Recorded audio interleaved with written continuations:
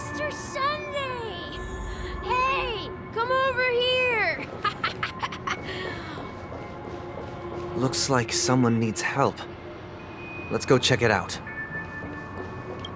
Thank you for everything you've done. I'll be waiting here.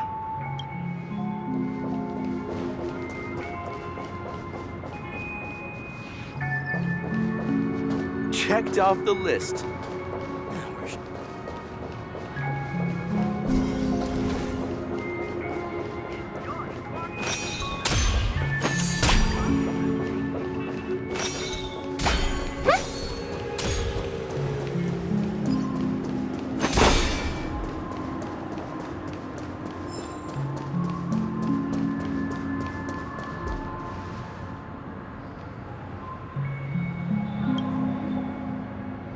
Oh, Mr. Sunday.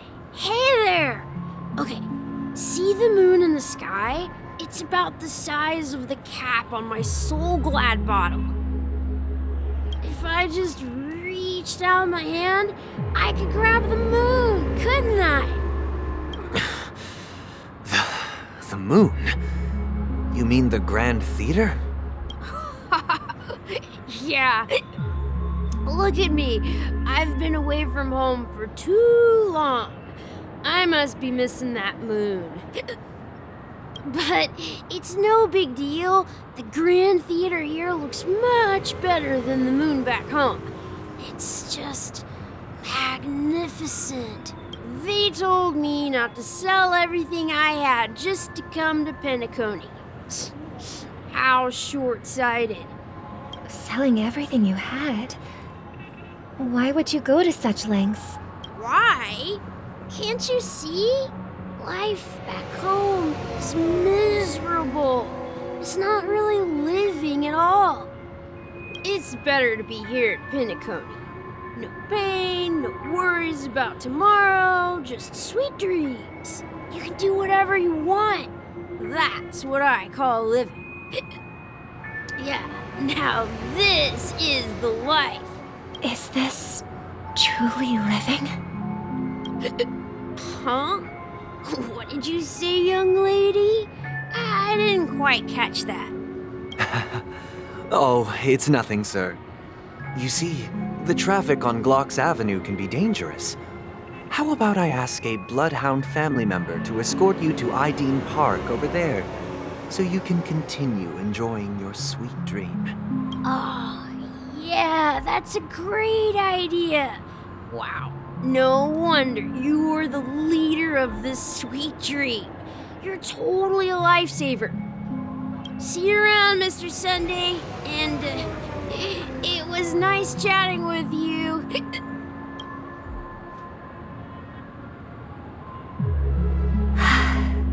What's up, sister? This is the land of the dreams. But why do they live like this? The man we ran into, he doesn't seem happy at all. Even though sweet dreams are nice, they're just illusions. But for him, they're the only way to survive, even if it means giving up on reality. That's not really living at all. I suppose you have a point. But, in my opinion, that's how most people live their lives. Why do you say that? You think that man is not actually living, but that's not quite accurate. Even without Penacony, people create their own illusions called self-value. People believe they have a predetermined value to fulfill. Gaining value means gaining power, and those deemed worthless are seen as the weak. However, value doesn't come out of thin air, and there's a limit to it. To accumulate value, people have to take from others. So, the weak get exploited and oppressed. Are you suggesting that this is not how things should be? Exactly. But, ironically, people don't think there's anything wrong with it, because they uphold the illusory notion of self-value, and even the weak believe in it. The survival of the fittest. That's where all the tragedies in the world come from. People come to the sweet dream in Penacony to escape from that reality and find solace. No tragedies exist here, only happiness, although in its nascent form. Isn't that the same paradise we yearn for in our dreams? Perhaps that man is just an exception. Let's not jump to conclusions. We should experience the dreamscape ourselves, just as I did at Dreamflux Reef. Yes, seeing is believing. I'll accompany you. The Dream Master hasn't shown up yet, so we have some time for a stroll.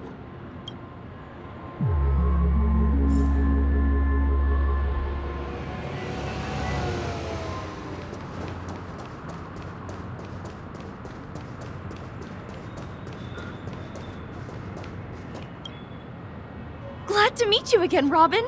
How are the preparations for the Charmony Festival coming along? We're all so excited about it.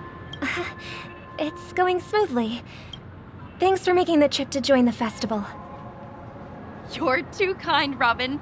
It's a pleasure to have guests from all over the universe celebrating day and night.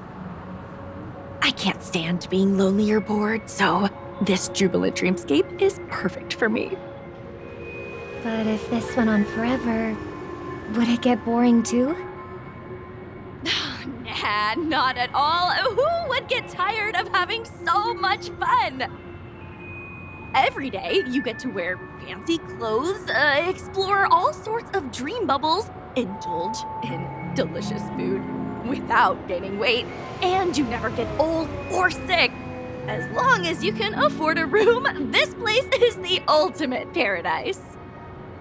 But you know that only a few things can be brought back from the dreamscape to reality, right? That's exactly why I don't plan on bringing anything back. Just enjoying the dream itself is good enough for me. I mean, I'm not one of those long-living species. I only have around 60 or 70 years in this lifetime, and there's so much to worry about. Being happy here is pure bliss. Only in this sweet dream can I truly feel like I'm in control of my life and fate. Who would want to go back to reality after experiencing this bliss?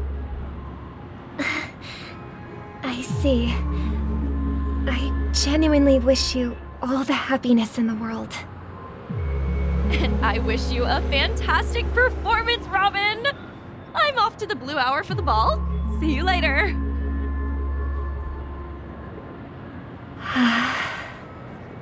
Seems like that guest's perspective didn't resonate with you either. She had a valid point. I could sense her genuine happiness. It's just that... What you're trying to say is, she thinks she's in control of her life. But in reality, she's just escaping from reality and seeking solace in this sweet dream. Once she steps out of this sanctuary, everything will be lost. Well, she did make mention of being able to afford a room. Didn't she? However, the paradise in our dreams, it doesn't have to end. No. And the paradise we yearn for shouldn't be just a fleeting dream either.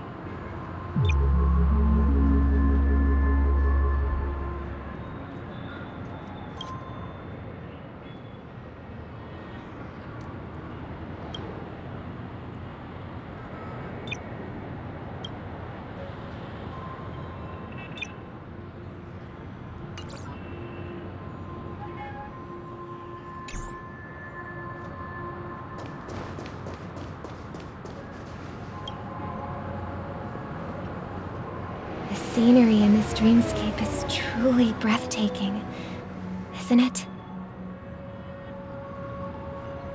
Oh, Robin. Can't believe I'm meeting you in person here. What an honor. You're right. Even though time stands still in this dreamscape, it always feels fresh. I find something new every time. A philosophical mind. I hope I'm not intruding. Oh, not at all, no. With little time left, I yearn for meaningful conversations, especially with someone as esteemed as you. Do you mind if we chat? It's my pleasure. No need to be formal. Just speak your mind. You said, with little time left. Please, forgive me for being blunt. But is that why you came to Penacony? Yeah. I was part of a war, and while escaping from the Sarkosian mothership, I got exposed to some radioactive materials. And then, all my comrades died, and my hometown was wiped out by neutron bombardments. I couldn't bear to live with everything I knew gone. That's when I heard about a possible solution here, so I came. How heart-wrenching. I hope the family has been able to help you.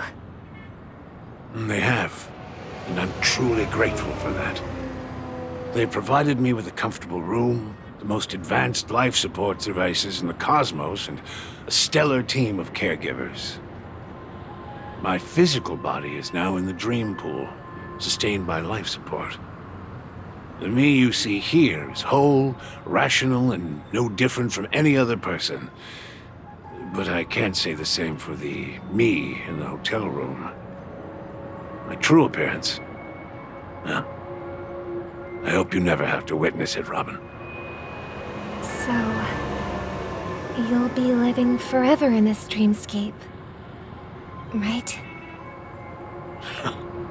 Just being able to live at all is good enough for me. Whether it's in this dreamscape or not, well, I don't really have much say in the matter. My world has been torn apart, and my life could end any second. So, even if this whole place is an illusion, it's still my paradise, and I'll treasure every moment I spend here. How I envy those everlasting things. That old man's story. It's so tragic. Fortunately, this sweet dream gives him joyful memories to hold on to for the rest of his life. That's precisely why this sweet dream in Penacony exists.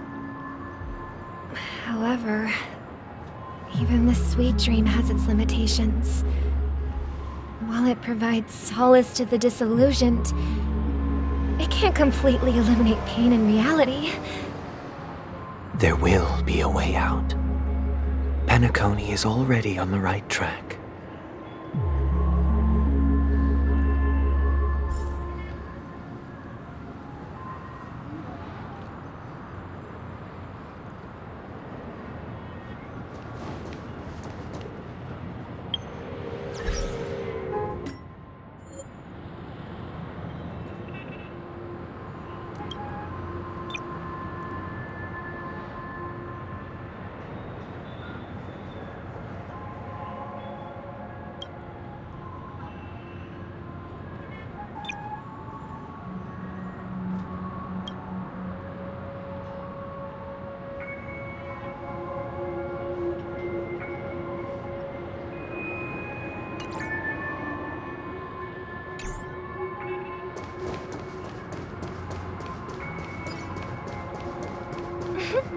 Look what we have here. A lovely young lady. Wait, is that me?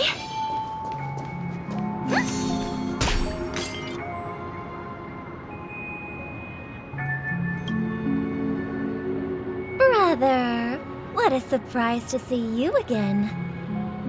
Show yourself. Your trick won't work on us. I've heard that a skilled mass fool received an invitation too. That must be you, right? Did you enjoy yourself? Barely. The people here are way too gullible. A little bait is all it takes for them to bite. And they run away at the slightest hint of danger. In other words, they're naive and cowardly. Now that you've had your fill, it'd be wise to leave before it's too late. The music of the harmony doesn't tolerate discord. What?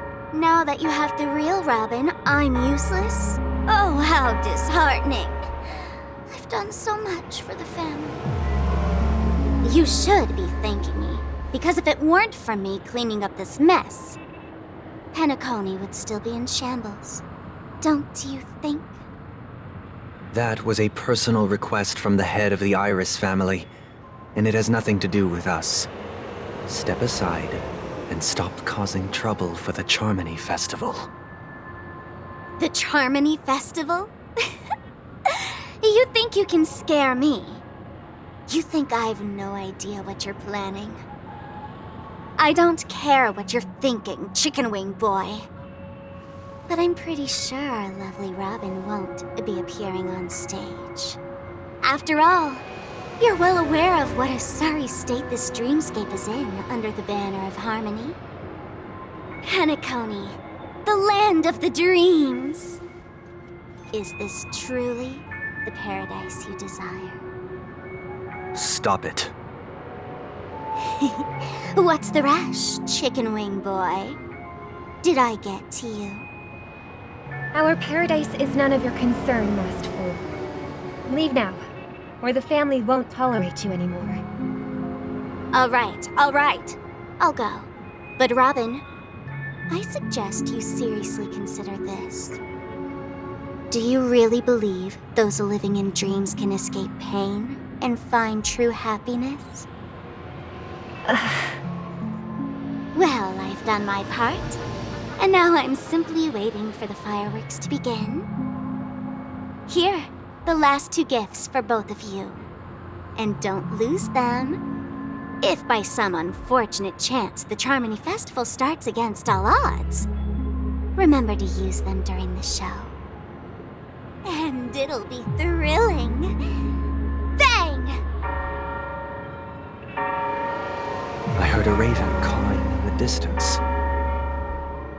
It seems the Dream Master will arrive soon.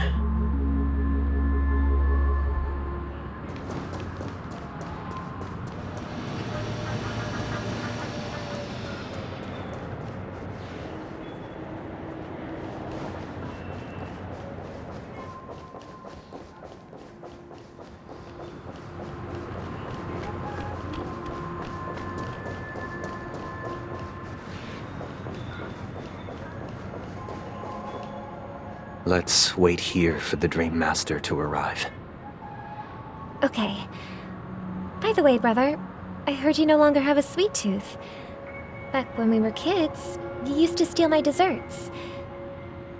Seems like a lot has changed during my absence.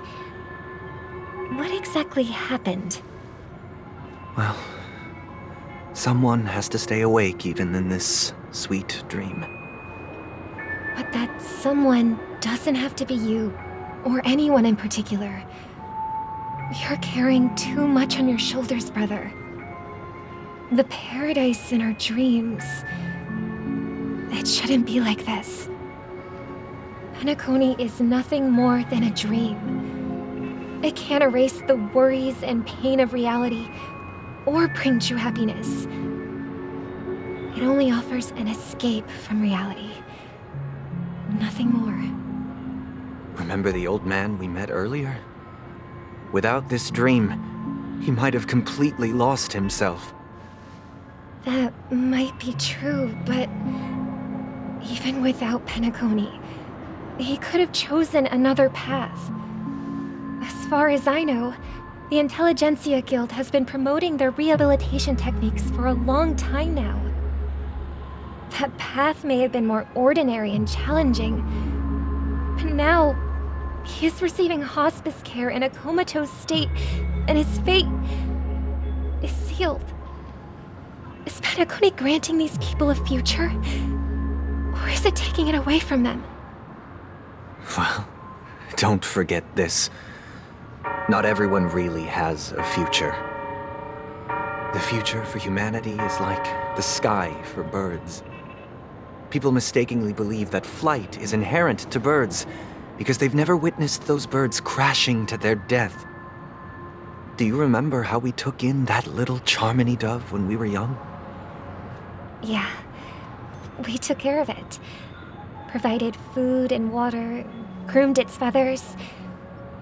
And later, when I decided to leave Penacony, I opened the cage and set it free. Well, I didn't mention what happened to it in my letters because I didn't want to upset you. Shortly after you left, it crashed to its death right in front of your window. I had surmised as much. I knew you wouldn't have avoided mentioning the bird for no reason. Despite that unfortunate outcome, I still believe it was the right decision. Birds aren't meant to spend their lives in cages. They belong in the sky, even if they can't fly. But here's the thing.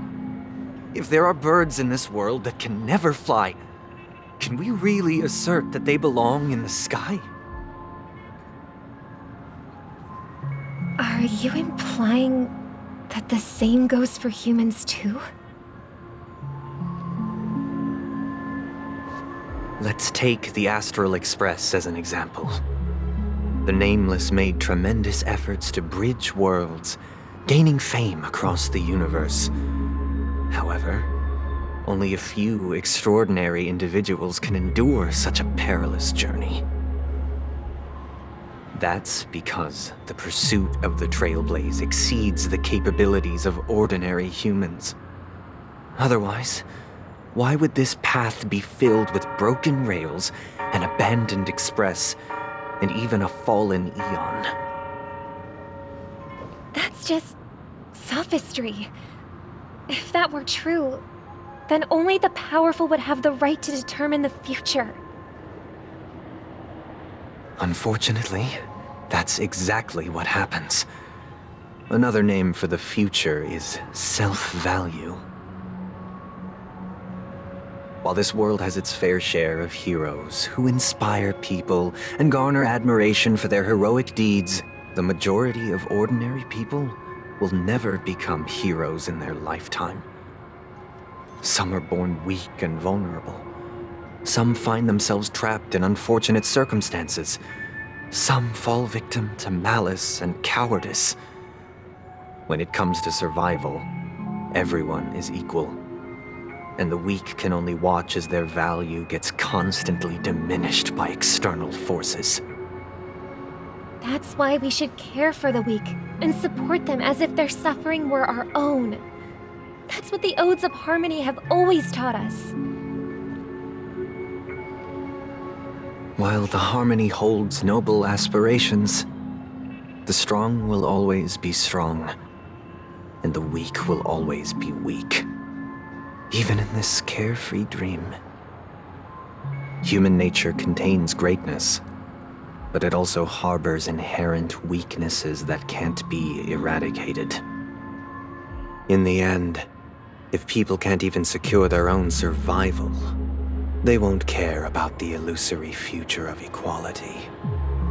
As long as the law of survival of the fittest prevails, there will always be fledglings crashing to their death. But if people don't live for the future, do they merely exist for survival? If even you, my brother, don't believe that the Harmony will save the weak, then which Eon can make our dreams come true?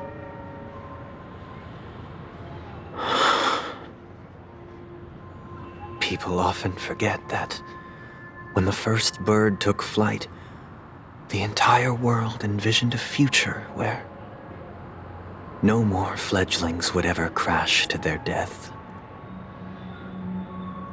Are you reading, sister? What are you reading? Mr. Gopherwood gave me a picture book. It's about the story of the harmonic strings.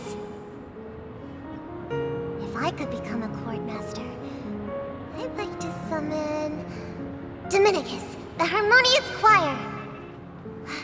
I want to sing with everyone and spread our wishes so that all can feel happiness and joy. I see. Then, I would summon the harmonious choir too. Don't you have a wish of your own, brother? Of course I do. It's just that it includes your wish and everyone else's. I long for a true paradise where everyone can find peace. Then, let's build a stage there and invite everyone to our performance so that both our wishes come true through the power of the harmonious choir. It's a deal then. Yeah, it's a deal. But how can I become a chord master?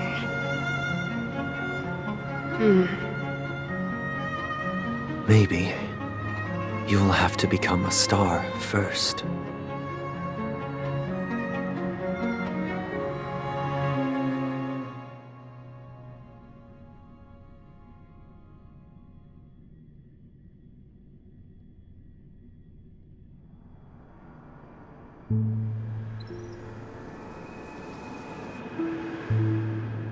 You're back sooner than I thought. Any results? Yes. And now, it's up to us to forge ahead. Since he's already carried out his last wish, my final mission is complete. But pardon me if I sound curt. It's good to have determination. The path Mikhail left for you is not an easy one to tread. Why else would he have chosen to sleep in solitude, staking everything on some nameless in the future? But you have the numbers, and in numbers comes strength. So that might just delay your inevitable a little more. Got any more encouraging words? As I see it, relying on Welt's negotiations alone is far from enough. Regardless of whether the other party will be compliant, negotiating simply allows us to meet them as equals and won't grant us an upper hand. Penacony is our rival's home turf, and we already have very few chips left to play with. Rather than idly sit around while the family's got us blocked off, an offensive approach might be a wiser course of action. We're more familiar with the Stellaron's properties than most, and since it's the key to stabilizing the sweet dream, it's vital to the family's interests. By attacking their core interests, they're bound to retaliate hastily. And as the saying goes, haste makes waste. That's right. As long as we pose a threat to the Stellaron, either with words or otherwise, we have a chance at gaining the upper hand. But the problem is, on the eve of the Charmony Festival opening, how exactly are we going to get close to the theater? Family security will be airtight, and if we brute force it, even if we succeed, it's too risky. So, no one's gonna say anything? Then I'll raise my hand. I know the answer to this question.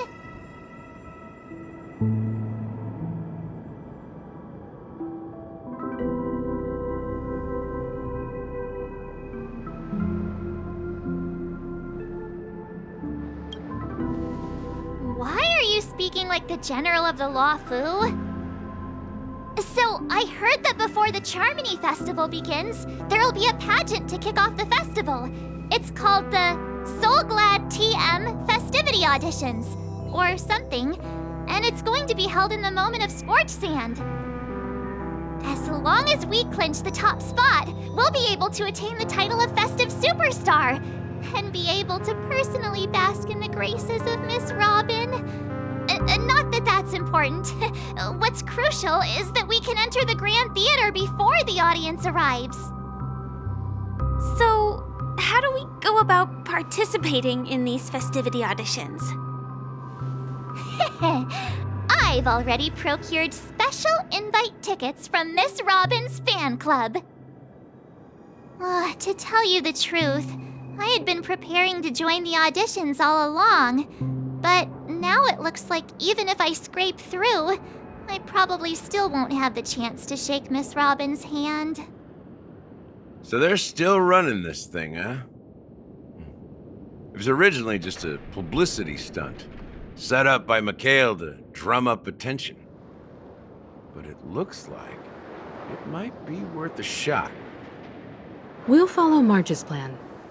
Mr. Gallagher, will you be joining us? I'm afraid I won't have the time. As a virtual character, I've already completed my final mission. Whether Penacony can awaken from this dream is all down to you. Should we ever cross paths again? I'd love for you to visit the Express. All right. I'll have to add to that databank of yours you've got on the Express. And Miss Firefly, we thank you for all your support. We're faced with a formidable enemy. As long as the Astral Express and Stellaron Hunter's objectives are aligned, we're willing to cooperate with you. We've already come this far together. I'd like to join you for the rest of your journey on Penacony. I'm pleased that we can finally fight shoulder to shoulder. I couldn't ask for a better ending. This is also the spirit of the Trailblaze. Now, everyone, let's prepare to move out.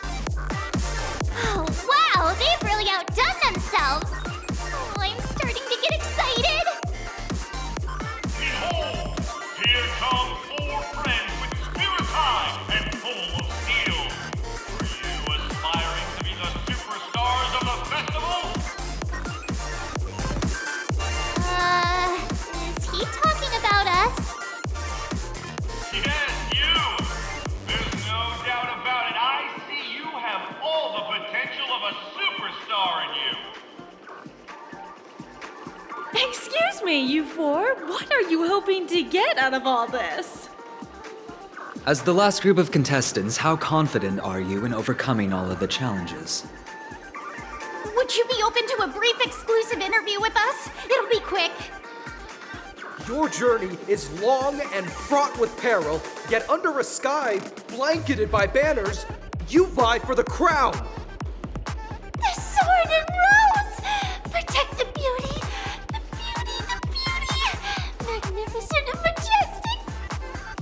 A knight's head is hard as steel. Brother Lance's focus is stubborn as a heel. We don't all have to be winners. But if we don't have fun, we'd all be sinners. People are pouring in. It kind of feels like all sorts of baddies are showing up. Let's get in there quickly and enter the competition. Ladies and gentlemen, please, make way. Make way. Coming towards us now is one of Penacony's top 10 wealthiest tycoons, and the soul-glad business empire's founder, Mr. Ideed. Allow me to introduce myself. I'm the director of Soulglad's factory, Ideen Lena. My four friends, introduce yourselves to the audience across the cosmos. Hello, everybody. I'm Himiko, a nameless from the Astral Express, and these are my companions. Don't you guys need to hide your identities? Can't hide it anyways. Penacony is plastered with our posters. And because the Astral Express is so well known, the family won't dare to make any rash moves.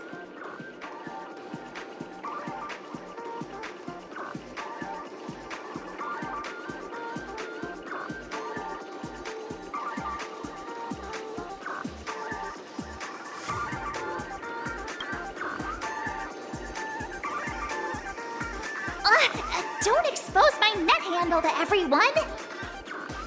Hello, everyone! I'm March 7th. I'm an ordinary girl who loves adventures. Hello, everyone. I'm Firefly. I am also an ordinary girl who enjoys adventures. So it's a bunch of nameless guests. This final face-off is bound to be spectacular. Time is precious. My four friends, come with me. Grab a bottle of Soul Glad and make your dreams a blast.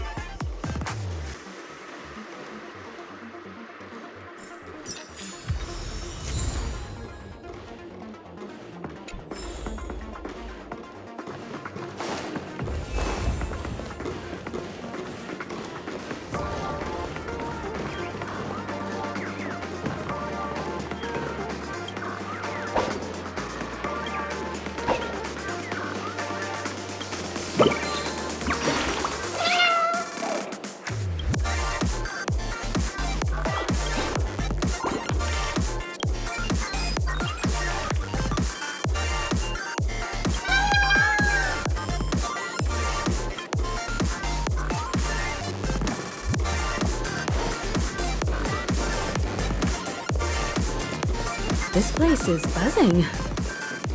That's right. This venue is a miniature representation of that time known as the era filled with boundless possibilities.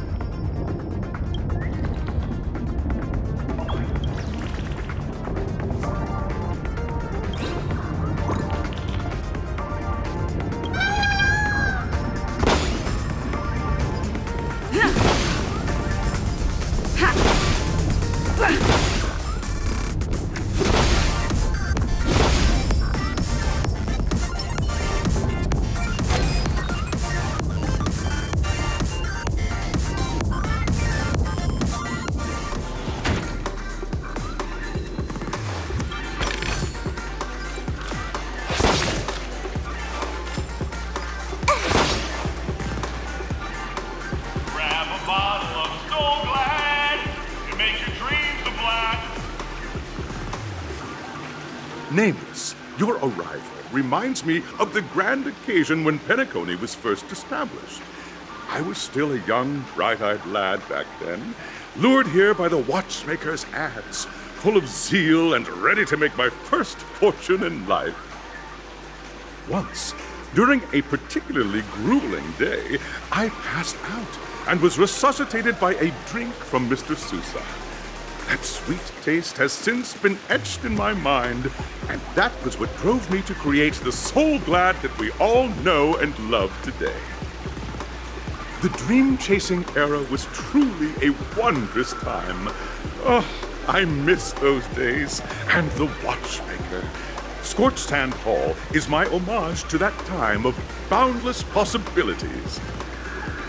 I wholeheartedly hope you make it to the finish and emerge as the next superstars of Penacony. Now then, is there anything you'd like to say before the competition officially begins?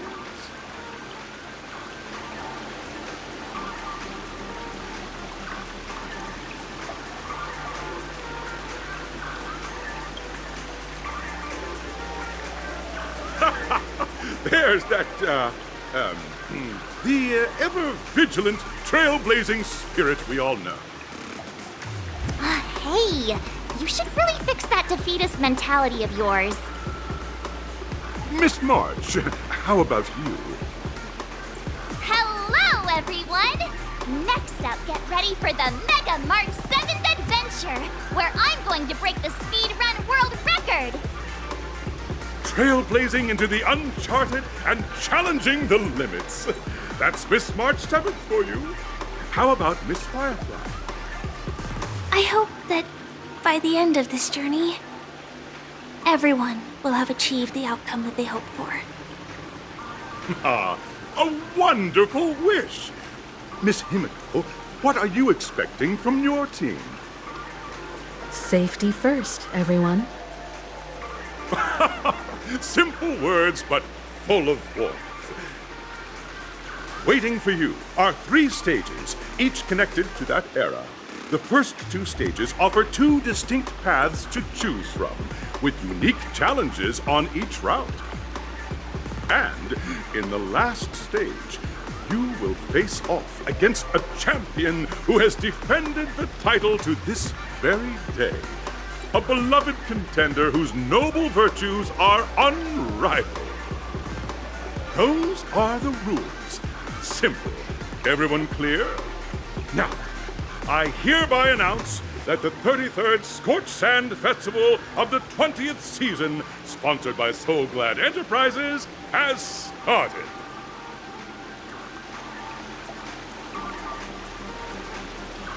Everyone, as the Charmony Festival is drawing closer, we must reach the end as quickly as possible. Factoring in efficiency and safety, splitting up into 2 groups is the best choice.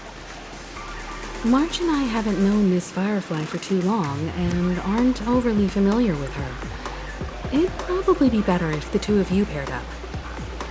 Fine by me. Let's do it. All right. I don't have a problem with that.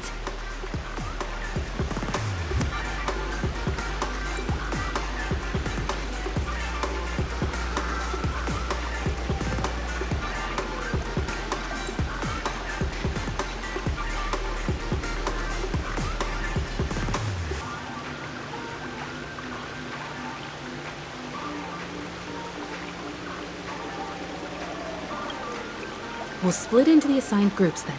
Let's not waste time.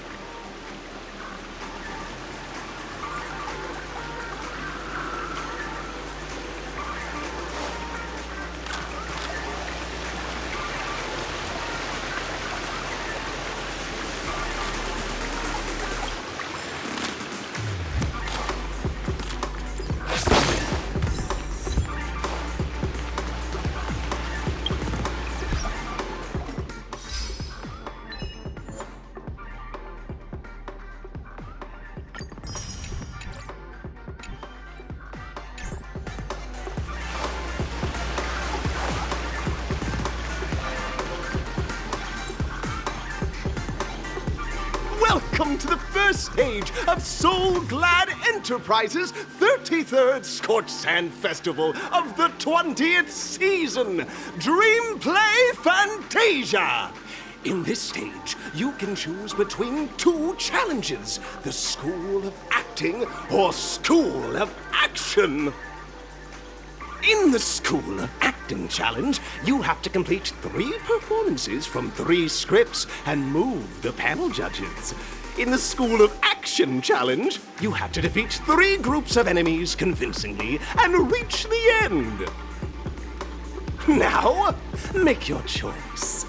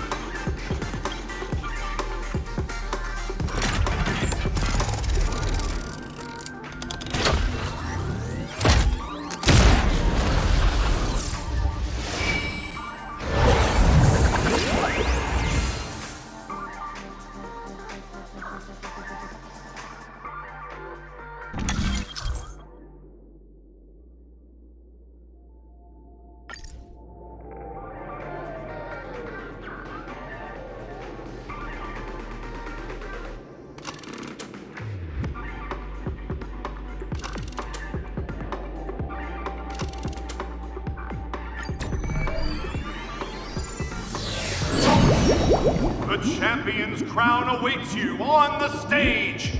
Welcome to the Arena of Action Stars.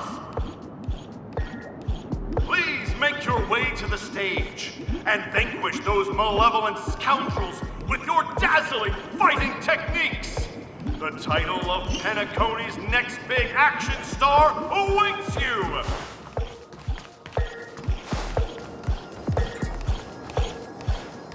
Competitors, allow me to introduce the rules of this challenge to you.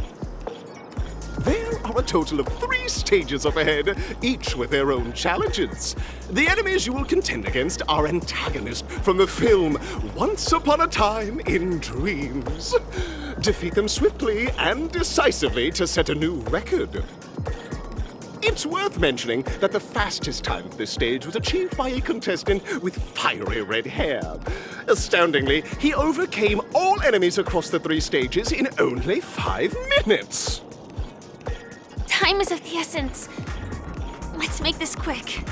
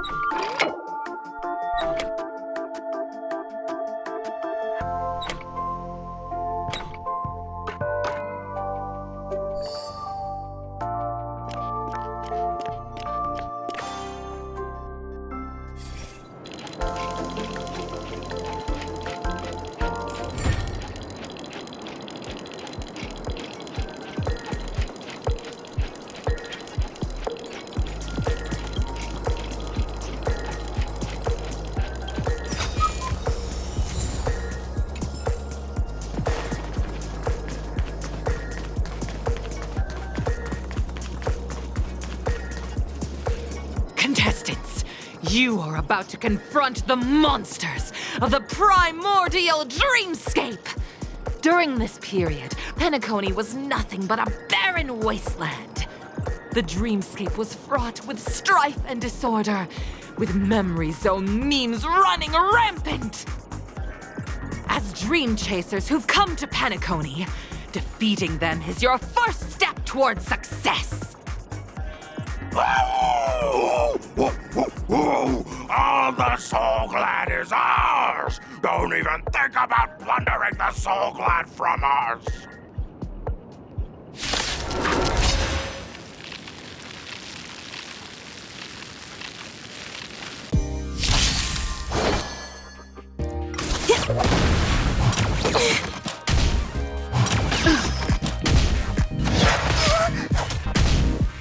Just a scratch. Time for a buzz. Yeah. Protect me! Protect me! Happy New Year!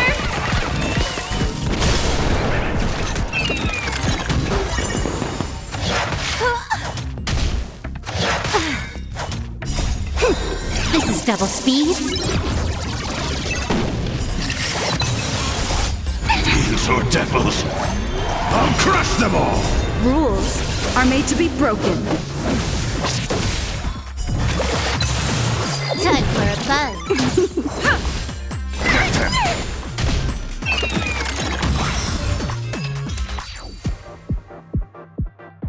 Soul Glad! My Soul Glad! Pretty simple. I just hope these tests don't take too long.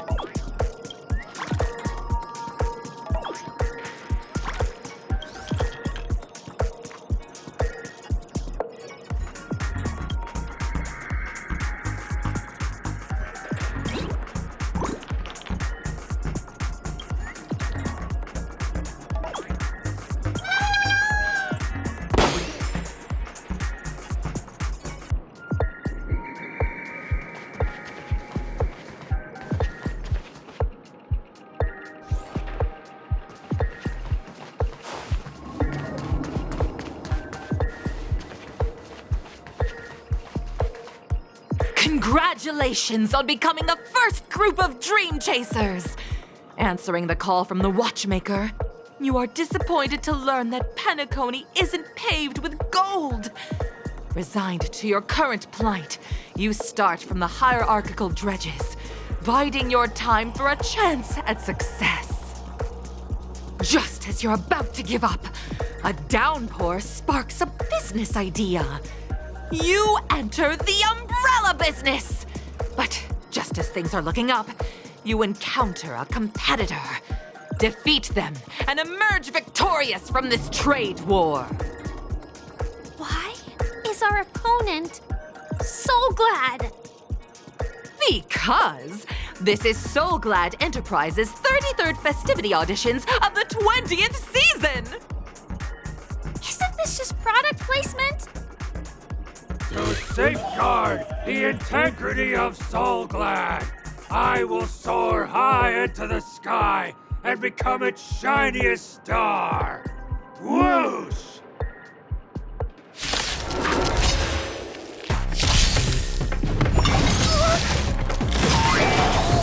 Everyone's a customer! Just a scratch. Time for a buzz. Yeah. I'm gonna hold everyone back again. Give me strength.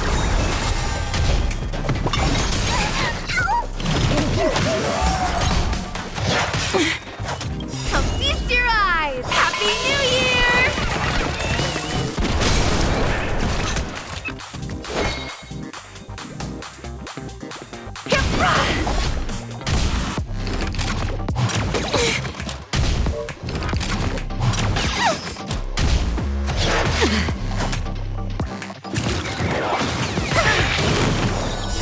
Don't come any closer. Fiends or devils, I'll crush them all! This combat needs optimizing. This is double speed. Rules are made to be broken.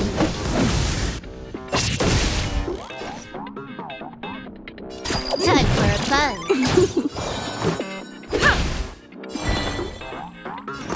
Protect me, protect me. Good as new.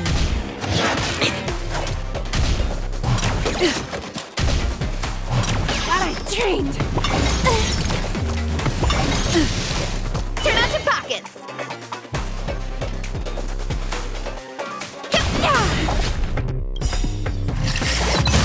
Come feast your eyes! Happy New Year! You took the bait. Time for a buzz. Let's go. Yeah. Give me strength. Here we go!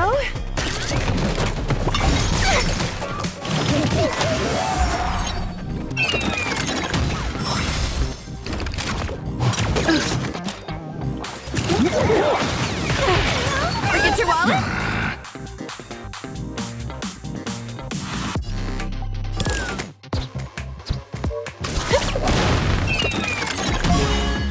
This combat needs This is double speed.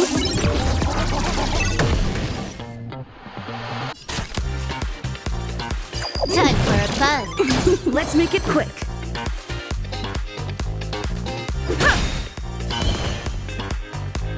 Rules are made to be broken.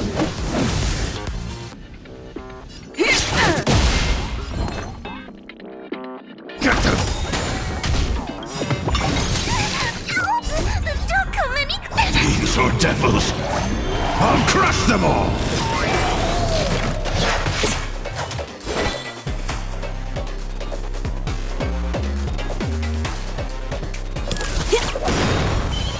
Come feast your eyes! Happy New Year!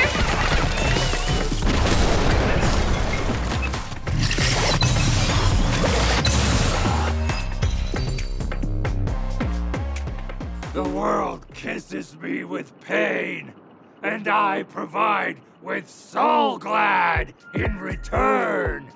Whoosh!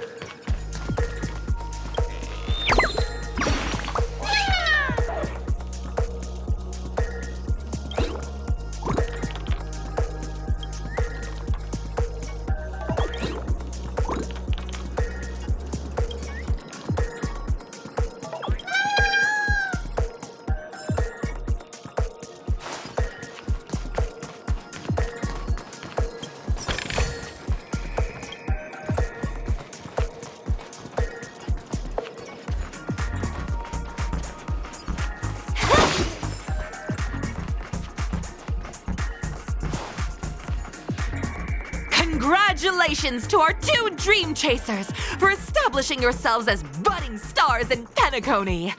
However, now you face a competitor selling at low prices, pushing you to the brink of bankruptcy.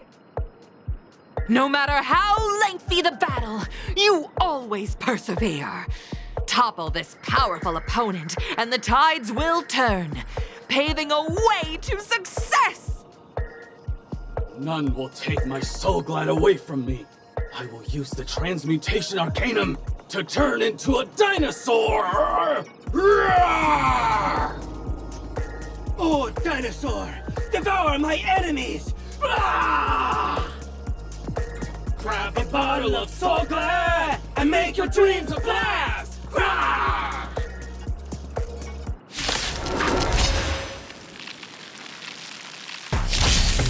Everyone's a customer!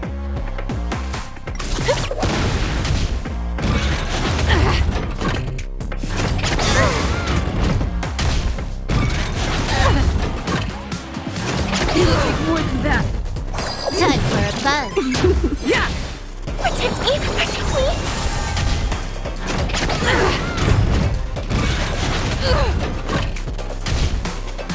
It'll take more than that.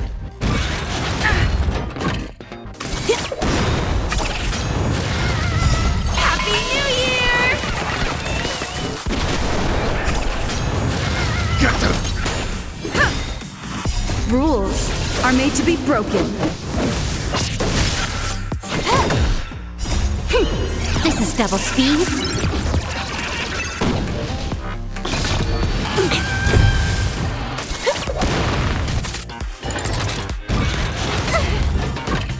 Yeah! Use me stream. These are devils! I'll crush them all!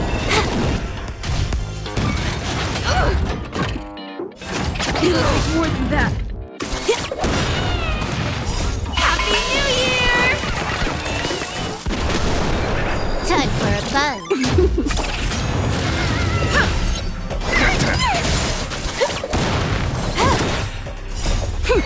This is double speed. Rules are made to be broken.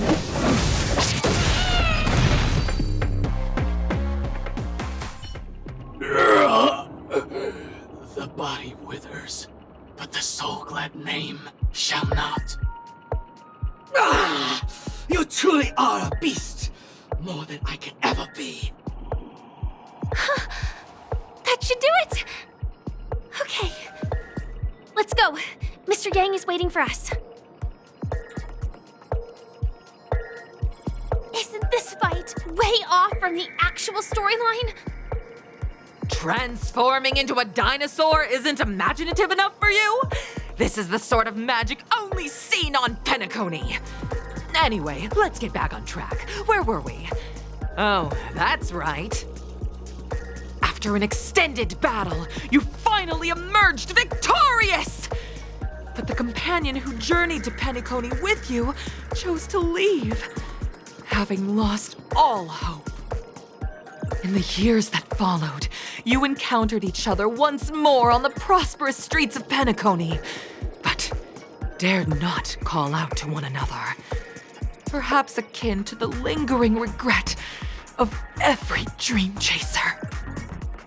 Ah, well done! You brought to life the thrilling action scenes from Once Upon a Time in Dreams with your fighting skills. Looks like we won! Let's hurry up and get to the next stage.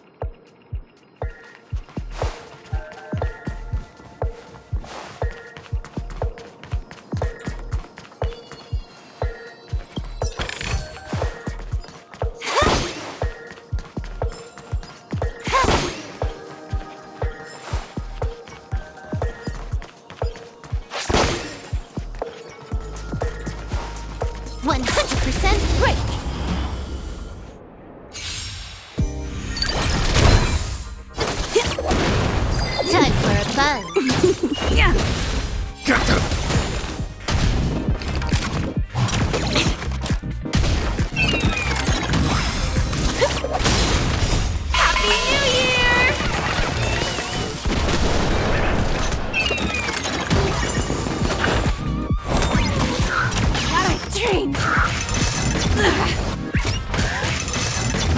Serious, huh? Feels like more than that. Time for a buzz. Give me strength!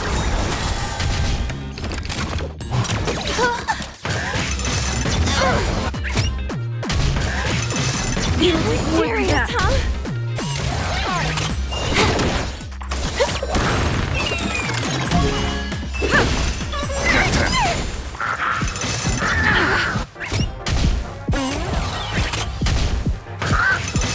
Feels like more than that. Protect me! Protect me! Serious, huh? Time for a buzz.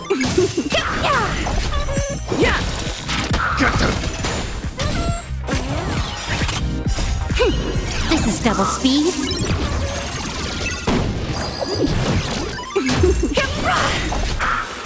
Happy New Year!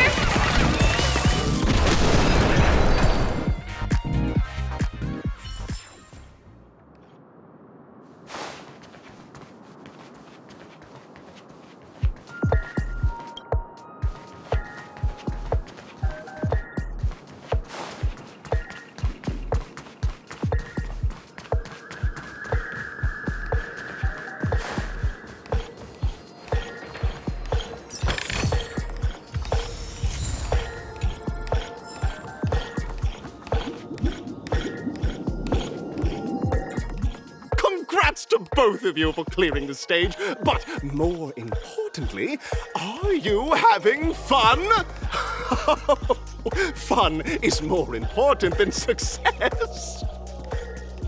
Look at the time! You finished much faster than that red-haired contestant did. That red-haired contestant. Who is that exactly? You'll find out eventually, but only if you clear the next test first.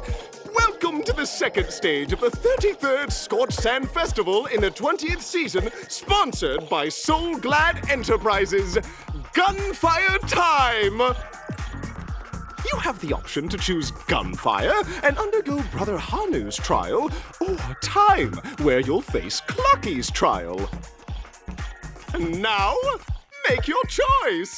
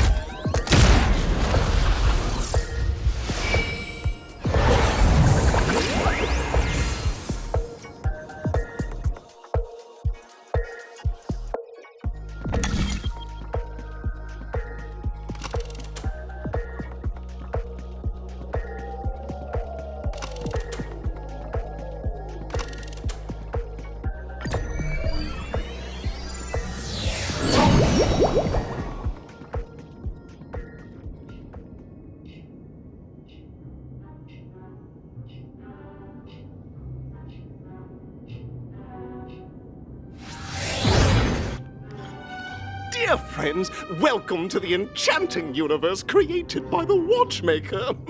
Awaiting you is the morally dubious yet ever charming character from the animated Clocky series, Hanu! It is said that these cartoon characters were inspired by the Watchmaker's own experiences. According to research by Clocky scholars, the original Hanu of reality shared a deep friendship with the Watchmaker, akin to comrades in arms. Enter into the world of Hanu via the TV by the entrance and partake in an enchanting and suspenseful story with him. Good luck in there! If it's a gunfire trial, we should be able to settle this with a fight, right? I hope this won't waste too much of our time.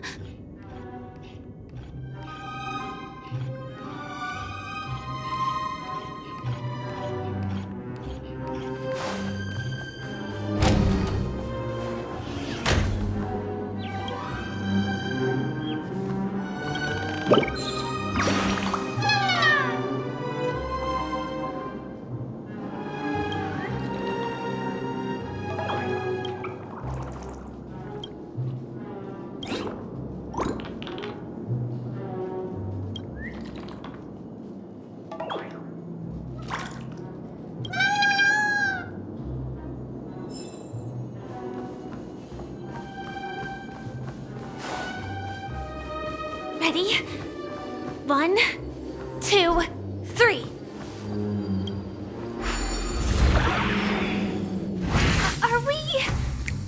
Are we both in control of this Hanu character? Very good! Looks like you've got the hang of it! In this Hanu's Adventure episode, Boss Stone has gathered his battleships for an assault on Dreamville. Old Buzzfly, Cousin Wolf, and Bombhead are all raring to go. The brave Hanu must thwart their advance and protect his home! Alas, Hanu presently is ill-equipped to fend off the malevolent mischief makers, which is why he is preparing to seek out the Puzzle Gentleman's aid. Go forth and speak to him.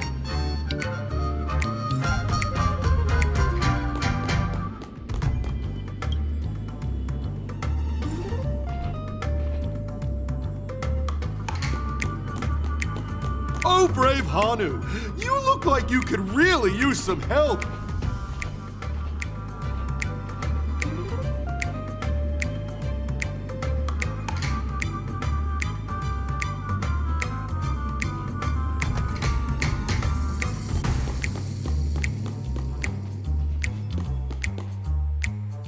Long time no see, Hanu. You look pretty stressed out. How about an intense and thrilling game of Dream Jigsaw to blow off some steam?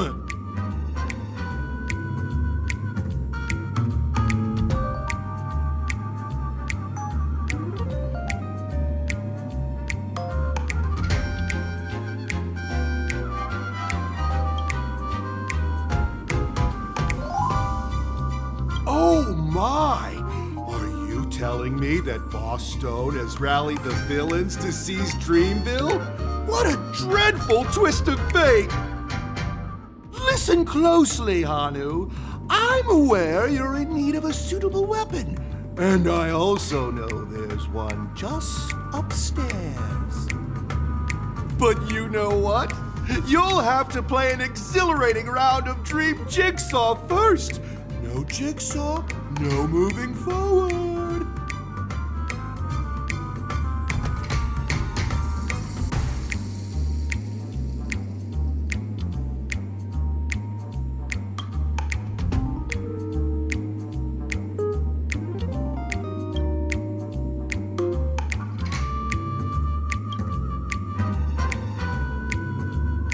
Now scurry along, Hanu, but tread carefully. Two ne'er-do-wells are also eyeing those jigsaw pieces. Either outsmart them with the quick knockout, or ensure they don't catch you in the act. I can't wait to see you finish the Dream Jigsaw. Best of luck, Hanu. Let's stay alert and make sure those monsters don't spot us.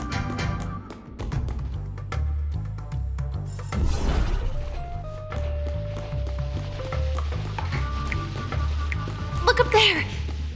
If we can push that thing down, do you think that would do the trick?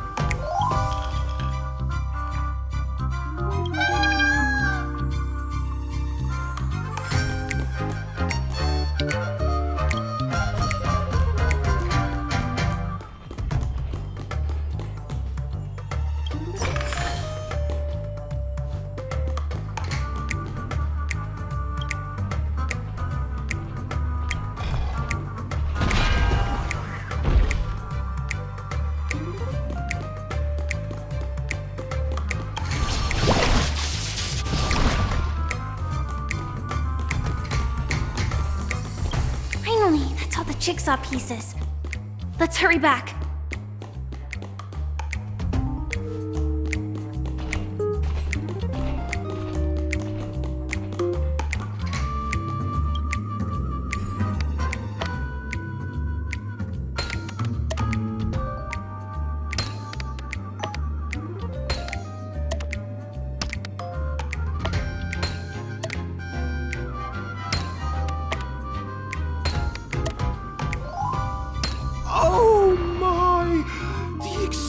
exquisite sensation of perfect alignment.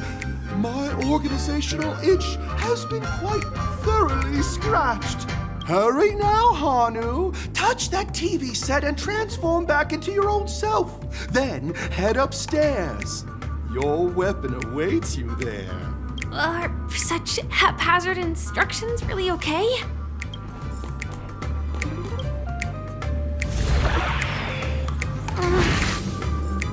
Disconnecting from that thing so suddenly has left me feeling slightly disoriented.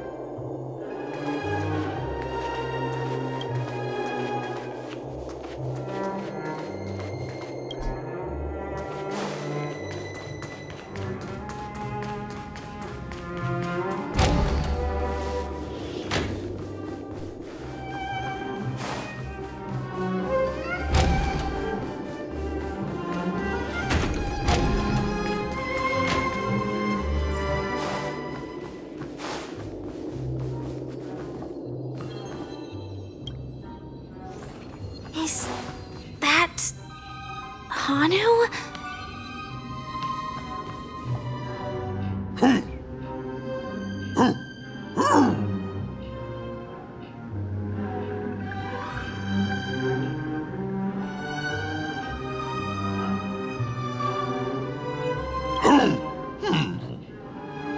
What exactly is he talking about?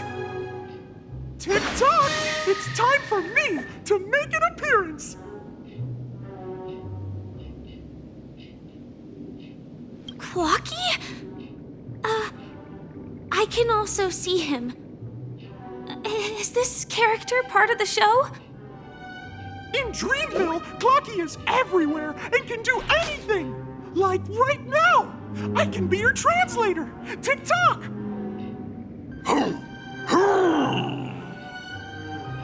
Hanu says, battle! We must do battle!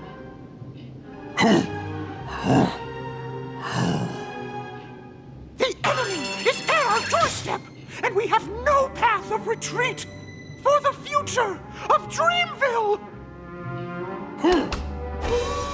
Touch that suspicious-looking TV right now! So they just jumped inside that TV. Sheesh. Logic in this plot and dialogue is really being pushed to its limits.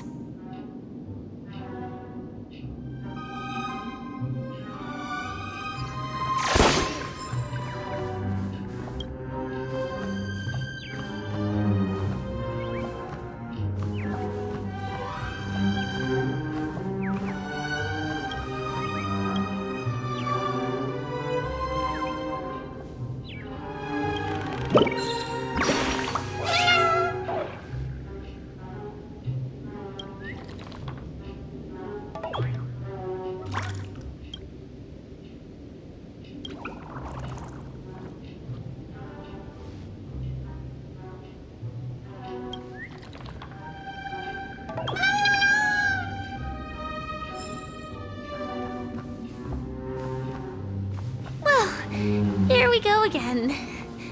Ready?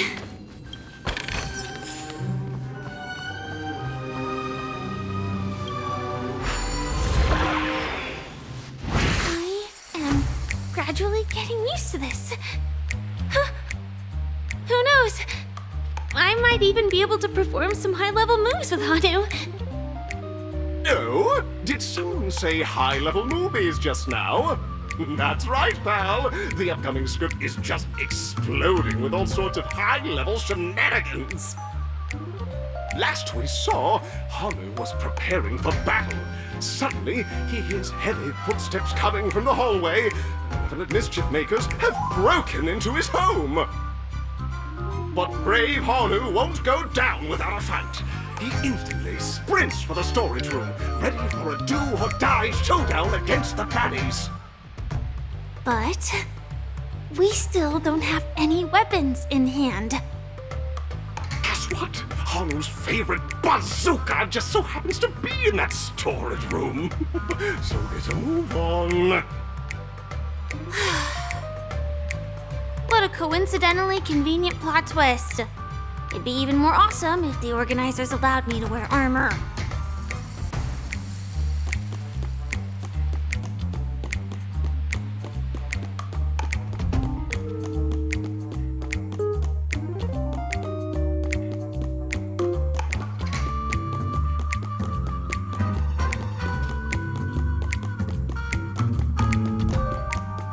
The storage room. It's behind the shelves, right?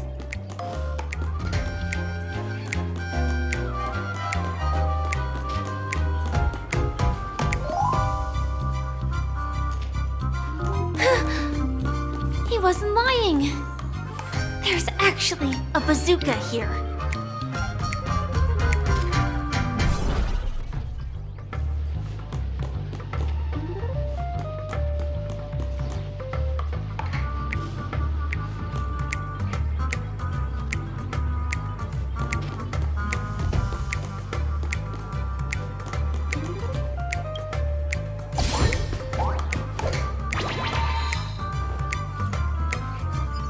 Now we should have a way of dealing with those baddies.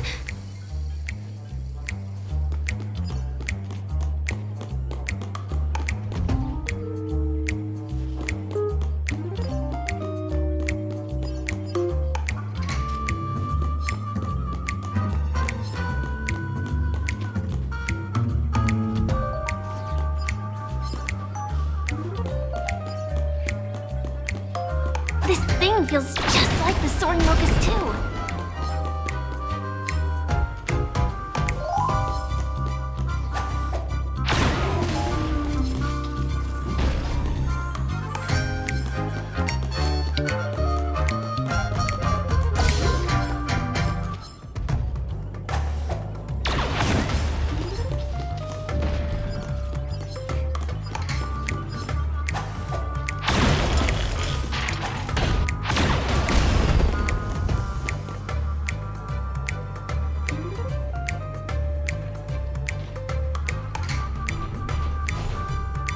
Careful. It looks like we've got more company. Get ready to fire!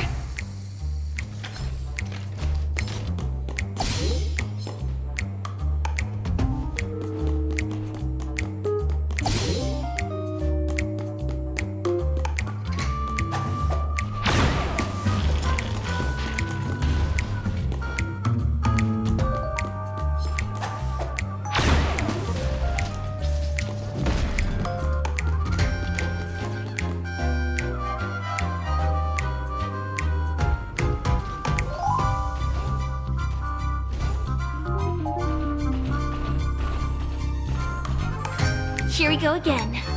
But no big deal. We're pretty handy with this bazooka now.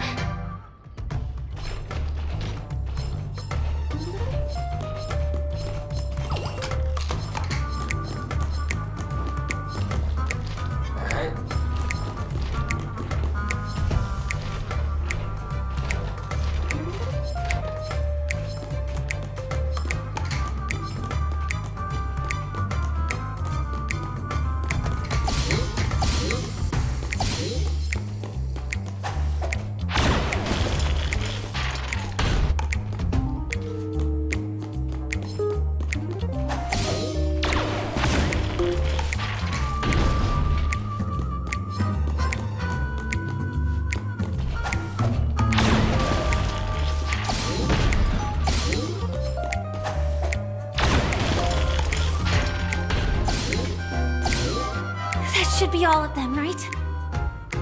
Oh my! Hanu is on a streak!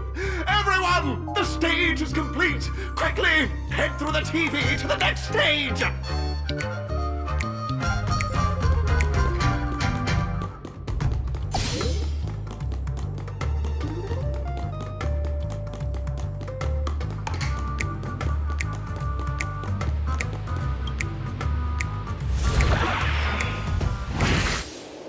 Well, that's that. But it is gonna be hard to let go of this bazooka. mind? Let's hurry over to the next stage.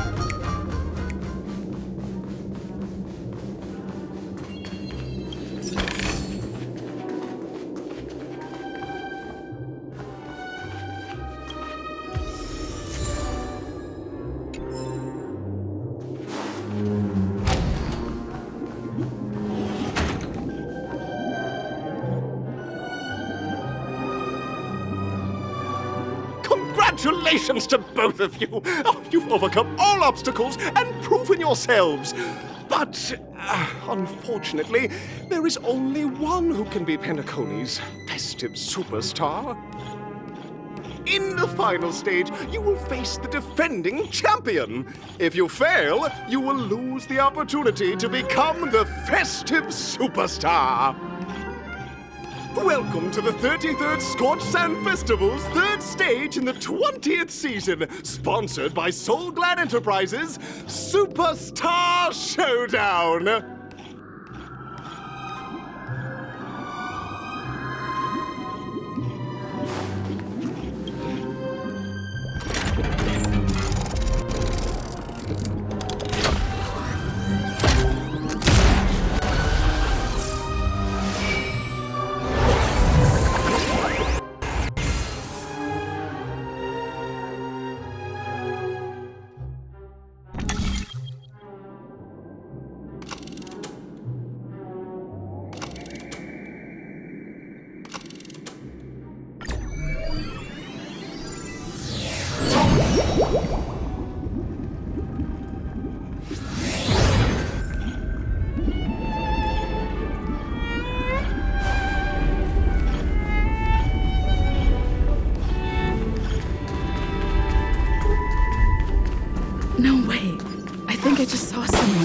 Someone extraordinary.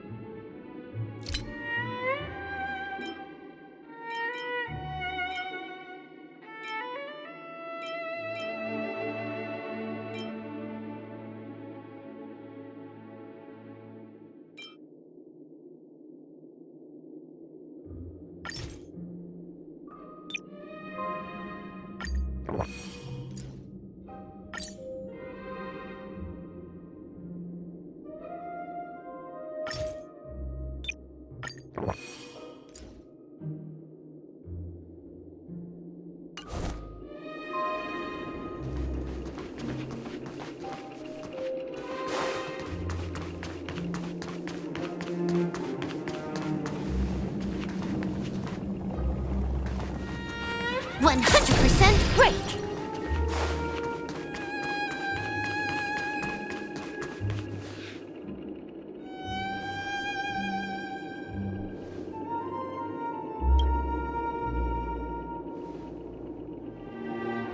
Are you a Knight of Beauty?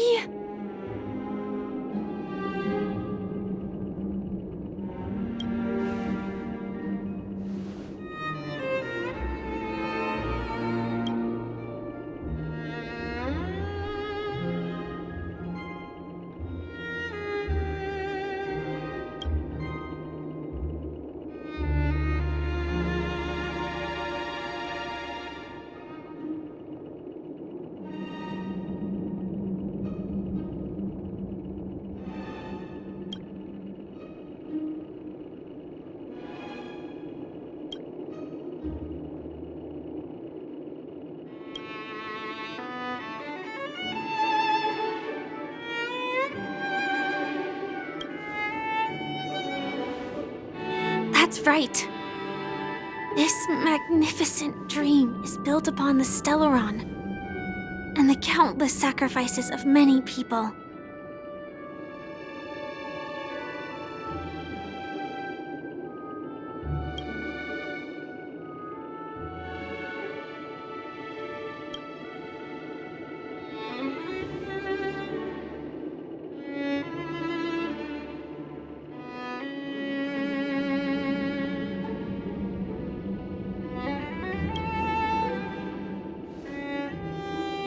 Not wrong. The Knights of Beauty also received an invitation from the Watchmaker, right? Actually, we've already met the Watchmaker.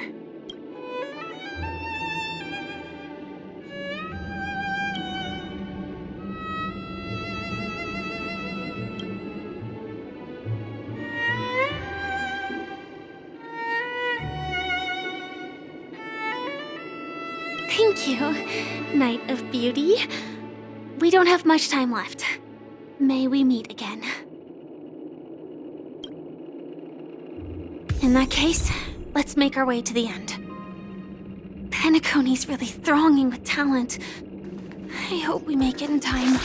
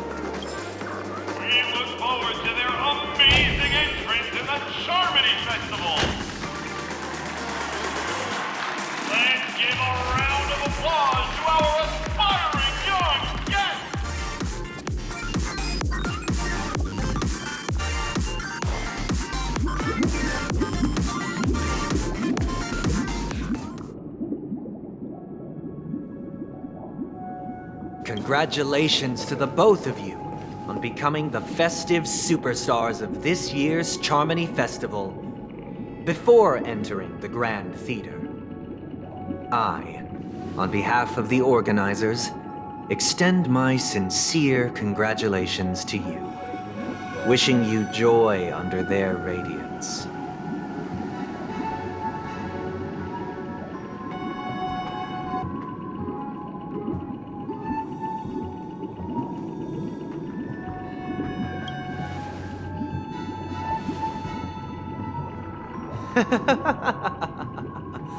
Your endeavors are worthy of extra recognition, and I've taken steps to ensure that. However, this reward is not a material one, but rather the opportunity for an open and honest communication between us.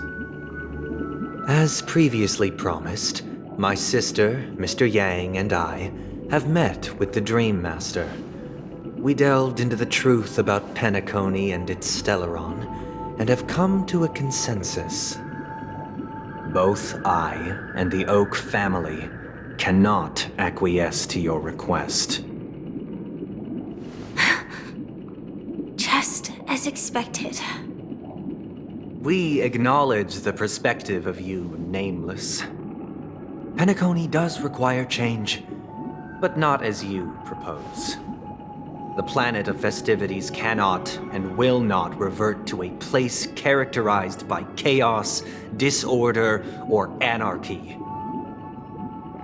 Through your journey of overcoming obstacles, you must have glimpsed the essence of that era. The vulnerable ruthlessly eliminated, equality non-existent, common folk living precarious lives, eking out a dreary existence.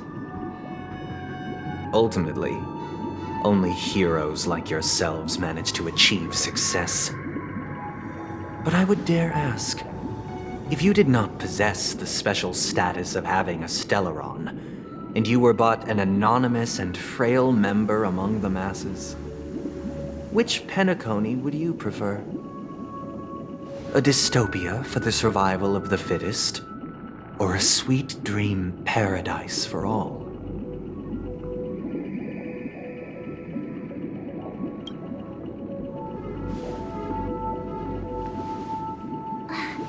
That's not the point! Don't let him mislead you! Mr. Sunday, even if the members of the Oak family can't fully agree on what to do about the Stellaron, now's not exactly the time to be holding an extensive discourse about Penacony's past and future, is it? The Stellaron issue concerns the life and death of everyone on Penacony. If anyone has a better suggestion, the crew is more than willing to listen. Also, it'd be best to tell us the ins and outs of that meeting. This way, we'll at least know what Welt and Miss Robin are dealing with, and the reason why they failed to make our appointment. Ah, Navigator. That is precisely my intention. With all present, let's begin by discussing the details of that meeting. Let's talk about our tribulations and choices, our ideals and beliefs, and our final course of action. The only path to take.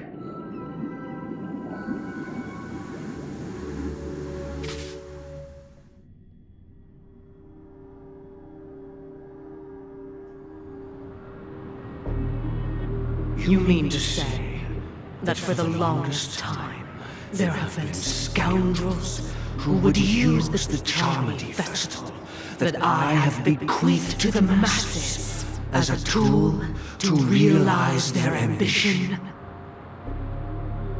Indeed, Dream Master. Once the Charmony Festival begins, the Stellaron's powers, along with the song, will be broadcast across the entire planet of Penacony.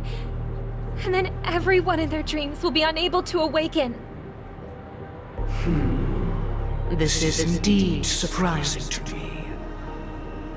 The dreamscape is maintained by the collective effort of the 5 families. If someone were to use the Charmony Festival to recklessly disseminate the power of the Stellaron, this individual must hold a position of great authority. Do you have any suspects? I'd like to ask, Did you really not know of the Stellaron's existence? I would have never thought that this Nameless would point the spear at me. Quite astonishing indeed. If I have offended, the Astral Express extends its sincere apologies. But the current circumstances are dire and leave no room for meticulous inquiry. We're doing this out of concern for the Dreamscape's safety. So, if you could, please alleviate our concerns.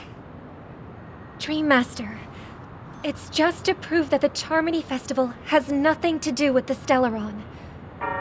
If we're being overly cautious, I will return to the stage to offer tribute in song, just per the arrangement.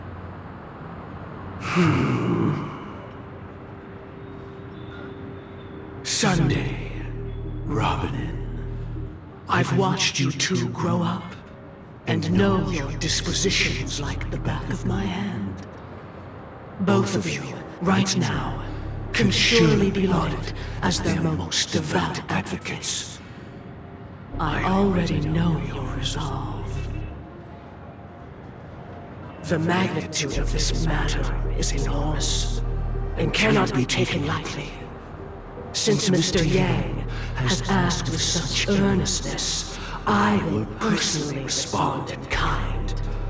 If there is a need, the entire Oak family will be mobilized to heed your call. Someday, might I ask you to beseech them to cast their light unto me, and question me in their stead, so that no lies may be concealed? I will do as you command. Robin, could I entrust you to be present as a witness, to document the truth, and to proclaim my innocence, so that all slander may be utterly dispelled? I will do as you command.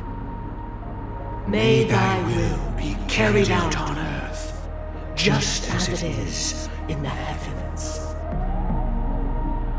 Oh, triple-faced soul, please sear his tongue and palms with a hot iron, so that he will not be able to fabricate lies and make false vows.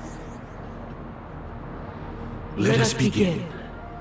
There is nothing else to prepare. Understood.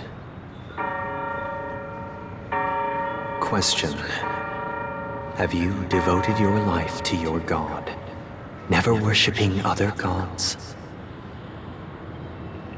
Naturally. Do you love your god as you do yourself, always heeding their admonishments? Naturally.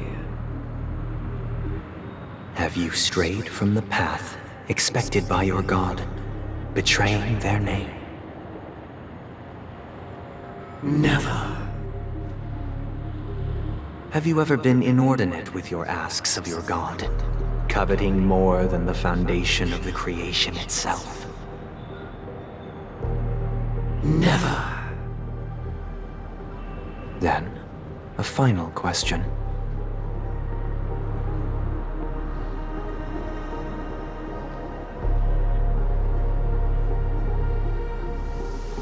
Do you swear to fulfill all vows, past, present, and future?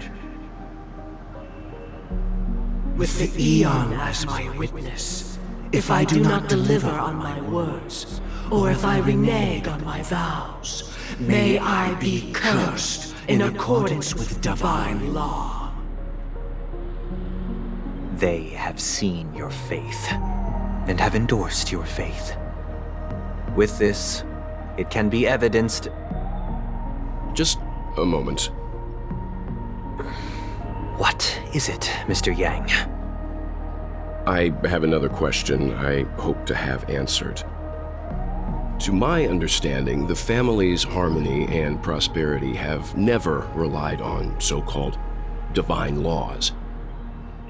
The god you both mentioned, Are they truly Shipe? Mr. Yang should know that those belonging to the family toil together as if they were kin, embracing solidarity and unity under their light. All duplicity is laid bare before the harmony. Such a delicate and complex symphony. Which other god could perfectly harmonize this, if not for the Great One? Shipe. Perfectly harmonize. Therein lies the problem. It isn't an outsider lurking in the shadows who changed the harmony, but a dissonance that has surreptitiously emerged from within this very symphony itself. In the distant past, there existed an eon. With one flick of the wrist, they crafted the laws of the cosmos. Their followers formed the Beyond the Sky Choir, spreading solemn and reverent hymns throughout the universe. Later, they fell. The route traversed by this eon clashed with the harmony, ultimately being absorbed and fused into it. The chorus that once reverberated across worlds fell silent, and when it echoed anew, it was transformed into the hymn of harmony. Though an eon may perish, paths with no masters still linger. In the all-forgiving harmony, echoes of bygone dissonance may subtly arise. Mr. Yang. Being overly astute can be a detriment. Especially when you find yourself alone and without allies. So this is how it is. For the sake of our grand cause, Sunday, please afford these two an opportunity to rest. What?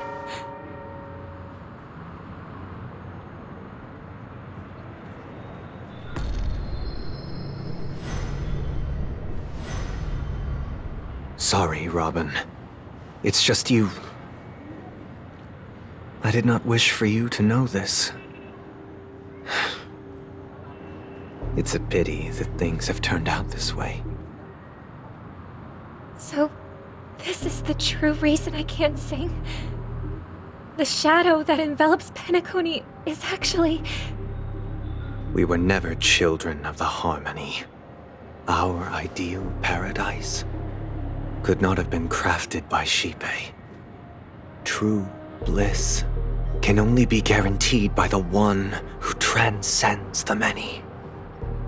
Within the foundation of law, humanity establishes civilization, and through harmony, we obtain order.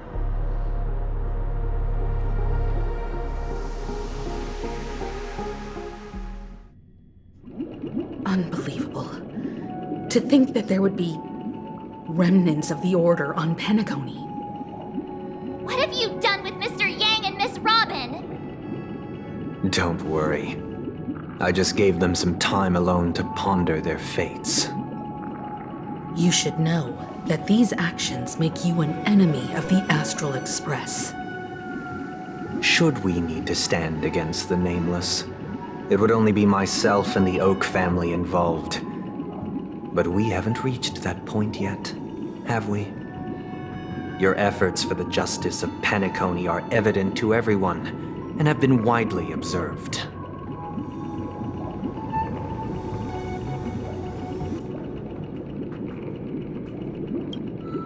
Oh, I intend to.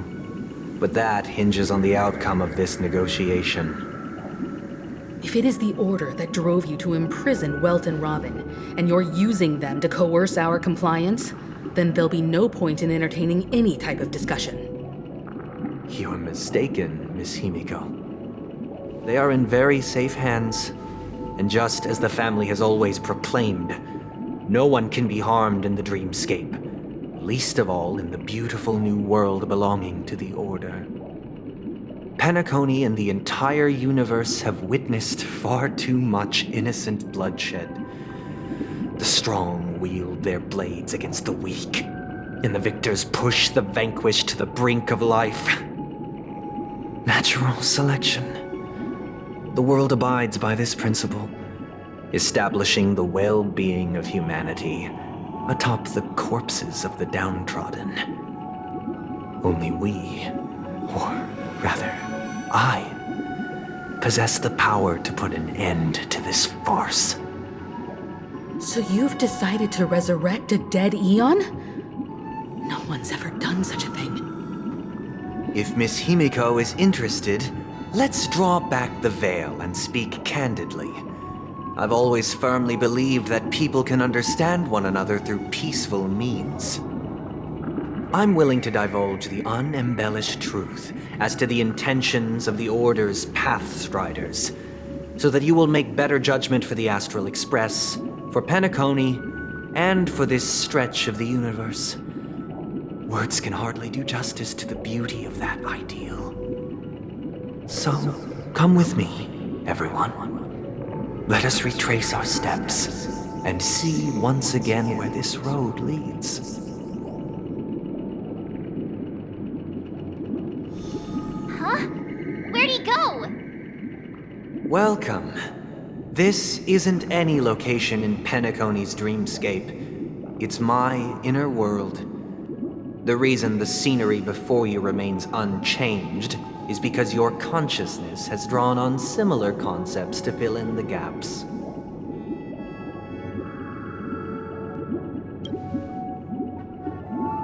That means... Did you do the same to Welt? It's a tuning process. Stronger in effect and more draining on the mind. The gray-haired guest has experienced it before, so she should understand what it entails. Tuning allows you to intuitively grasp my feelings, which also means that I cannot hide anything from you. Now, everyone, please look at the huge screen. The road we once took begins here. From this point on, you will witness the numerous decisions I've faced. I've selected a portion of these to share with you. I believe after going through similar predicaments, you'll be able to better understand my thoughts. Let's begin. The first decision. A story about a baby bird. This story happened when Robin and I were very young. We were victims of the Stellaron disaster, and the family's Mr. Gopher Wood, who would later become the Dream Master of Penacony, saw that we siblings had no one to turn to and took us in. Later on, Robin and I lived a time with nary a care in the world. One day, after dinner, while my younger sister and I were lounging about in Mr. Gopher Wood's yard, we spotted a fledgling Charmony dove all on its own. That baby bird was tiny. It didn't even have all of its feathers, and it couldn't sing. When we found it, it was already on its last breath, having fallen into a shrub, probably abandoned by its parents. We decided to build a nest for it right there and then. However, thinking back, that winter was unusually cold, with fierce winds at night in the yard, not to mention the many poisonous bugs and wild beasts in the vicinity. It was clear that if we left the fledgling in the yard, it stood no chance of surviving until spring. So, I suggested we take it inside, place it on the shelf by the window, and asked the adults to fashion a cage for it. We decided that when it regained its strength enough to spread its wings, we would release it back into the wild. The tragic part, something that we'd never considered, was that this bird's fate had already been determined long before this moment. destiny was determined by our momentary whim. Now, I pass the power of choice to you all. Faced with this situation, what choice would you make? Stick to the original plan, and build a nest with soft net where the Charmony dove fell. Or build a cage for it, and feed it, giving it the utmost care from within the warmth of a home. I eagerly await your answer.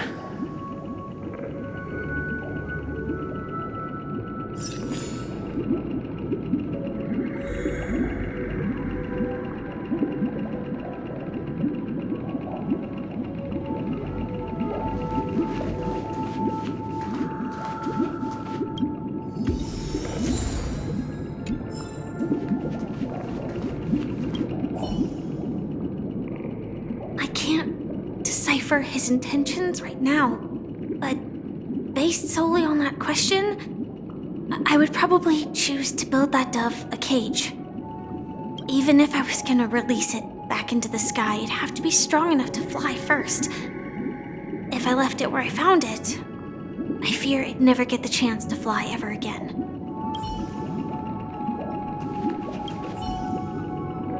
It looks like he really has no intention of imprisoning us.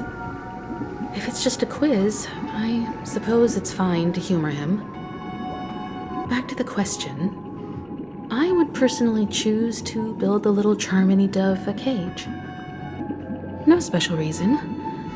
I do think that a fledgling should have the right to fly into the sky. But if it can't even live to that point, then there's nothing to talk about to begin with.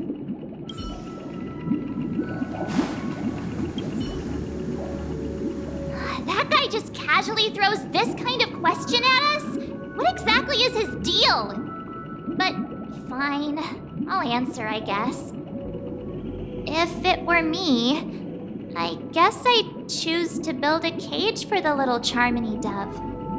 After all, leaving it there, it's bound to get hurt by wild animals or something. And that'd just be too sad.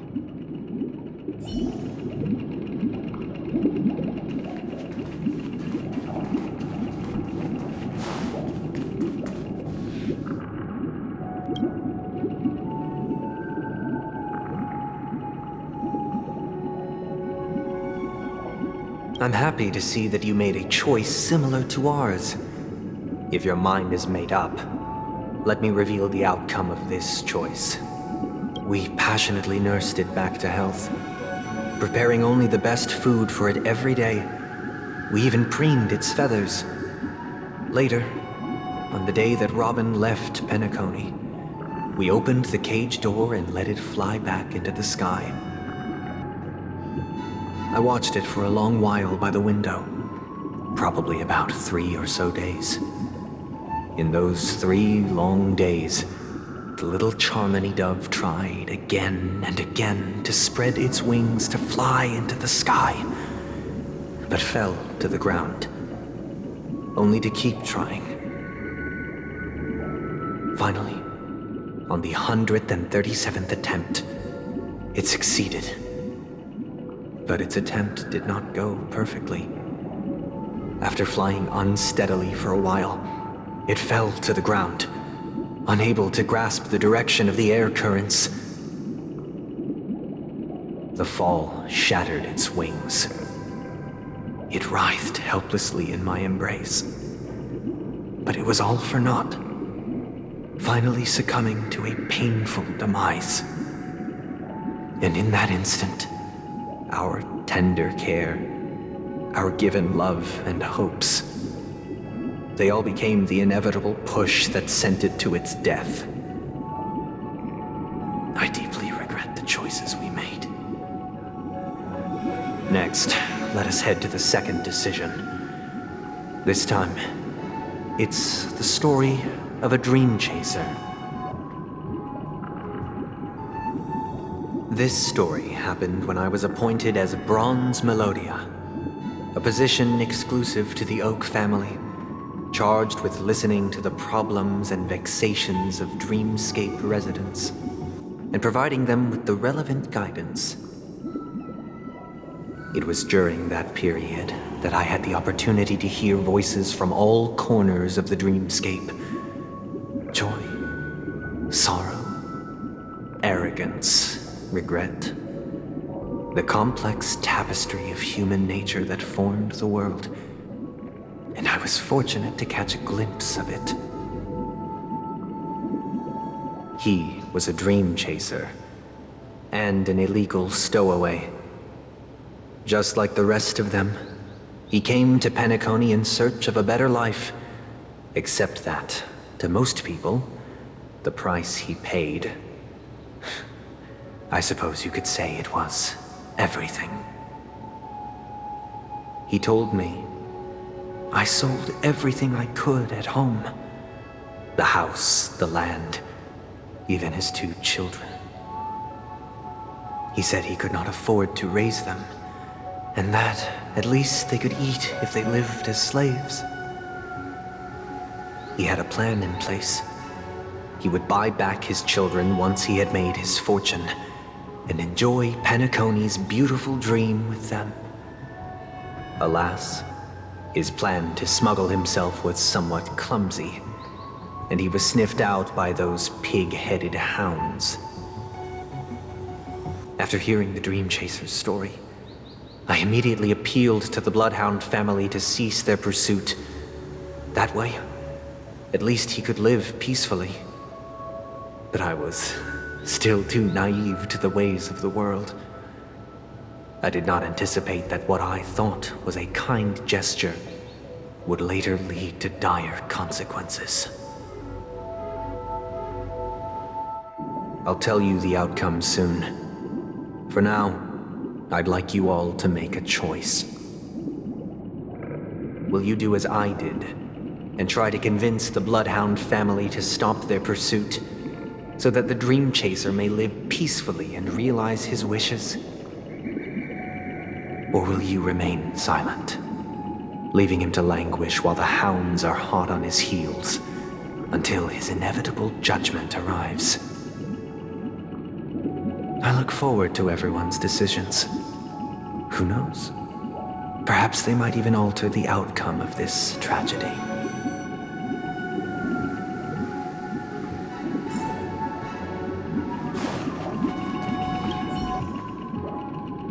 It seems illegal stowaways are really quite common on Penacony. But that guy in the story, I don't think he deserves any sympathy at all. He sold his kids to chase a dream. Even if he intended to go back for them, it's still insanely irresponsible. With that thought, there's only one choice. Let the Bloodhound send him back home. This person deserves to be punished.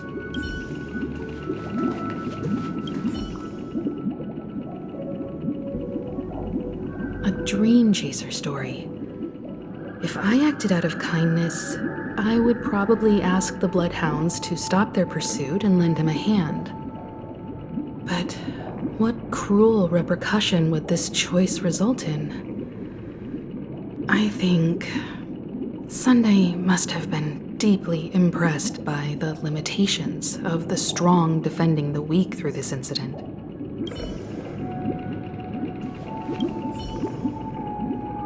This question... Surely it has some connection to the baby bird story. And this connection is precisely the breakthrough Sunday aims to use to persuade us. I'd probably choose to ask the Bloodhounds to cease their pursuit.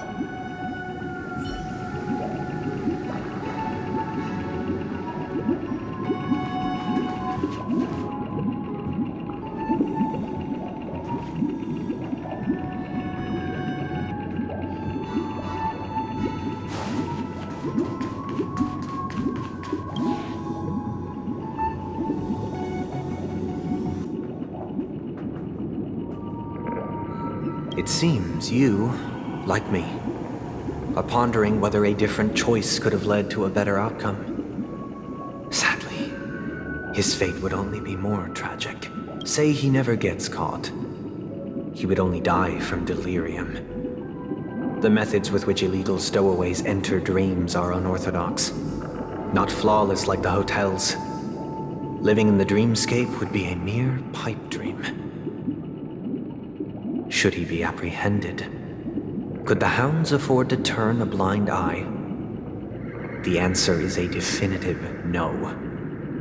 They couldn't bear the resulting consequences, and thus wouldn't dare extend a helping hand. As to your choice, I once again offer my heartfelt apologies. Next comes the third and final decision. And the story this time is my own. This story happened the day I was appointed the Oak family head. At that time, Mr. Gopherwood was the current Dream Master, and as per his wish, we had a private conversation. What surprised me was that the Dream Master had only come to deliver a letter to me. He let me read its contents, and it was a letter from my sister. The letter contained the usual pleasantries, anecdotes from her travels, nothing out of the ordinary. Just as I started wondering how this letter related to our discussion, the Dream Master began to speak. Do you know who wrote this letter? My sister, of course. But why would you personally visit me to hand me a letter from my sister containing mere trivialities? To help you grasp the full scope of this issue. Do you know where Robin is at this moment? From what the letter indicates, she must be in Caspelina 8, correct? She's touring there right now. Correct. Has she mentioned anything about a stray bullet? A stray bullet? What? A war has broken out on that planet. It is because of this very reason that Robin chose this destination. To spread the word of the Harmony, and to save the lives of that planet she personally made for the front lines. She hoped to ease the people's suffering with song, and was willing to brave mortal danger to deliver the IPC's medical supplies. Unfortunately, stray bullets show no such compassion. Is she all right? If the operation was successful, she should probably be recovering in the field hospital. By the eon above, the bullet struck her neck directly, yet possibly as a reward for her consistent deeds of harmony, it didn't hit any vital arteries. Once you've attended to your outstanding tasks, it'd be advisable to write her back as soon as possible. Those damned savages! I'll pack my bags right away. My gratitude for bringing this to my attention, Mr. Gopherwood. Now you understand why she always wears such elaborate neck ornaments, don't you? How could this happen? Miss Robin. It's all in the past, so please don't worry. I share this in the meager hope that you will understand the Harmony's limitations and predicament. As grandiose as the strong defending the weak sounds, many times, it is nothing more than wishful thinking. Likewise, I've prepared one last question, one last choice. But rest assured, this choice will not have any grave consequences. Because this is merely a figment of imagination, a nightmare that has haunted me through countless nights. If you ever had the opportunity to make a choice like I did. would you still support Robin's journey on the path of harmony?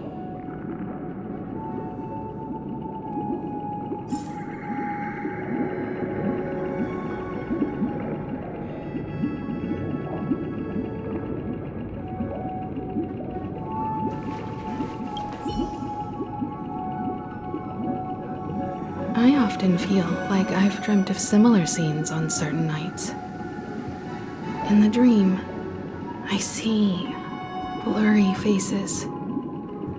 I don't know who they are, but I sympathize with all of them, fighting for survival against some unfathomable force. Their confusion and fear are lucid to me, but I also remember they chose never to give up. Just like Miss Robin. If Mr. Sunday's question leaves you puzzled, you should find the answer from your own experiences. With each Trailblaze, dangers and tribulations will surely follow. But would you ever back away? Would you stop March and Don Hung from reaching their next destination? I believe you have an answer of your own in your heart.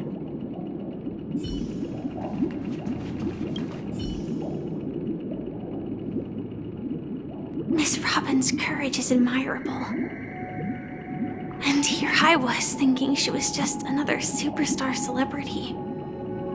But the fact that she's also Mr. Sunday's younger sister?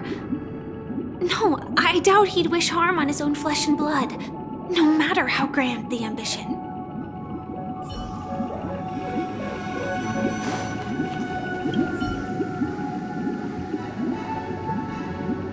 Can't believe that happened to Miss Robin.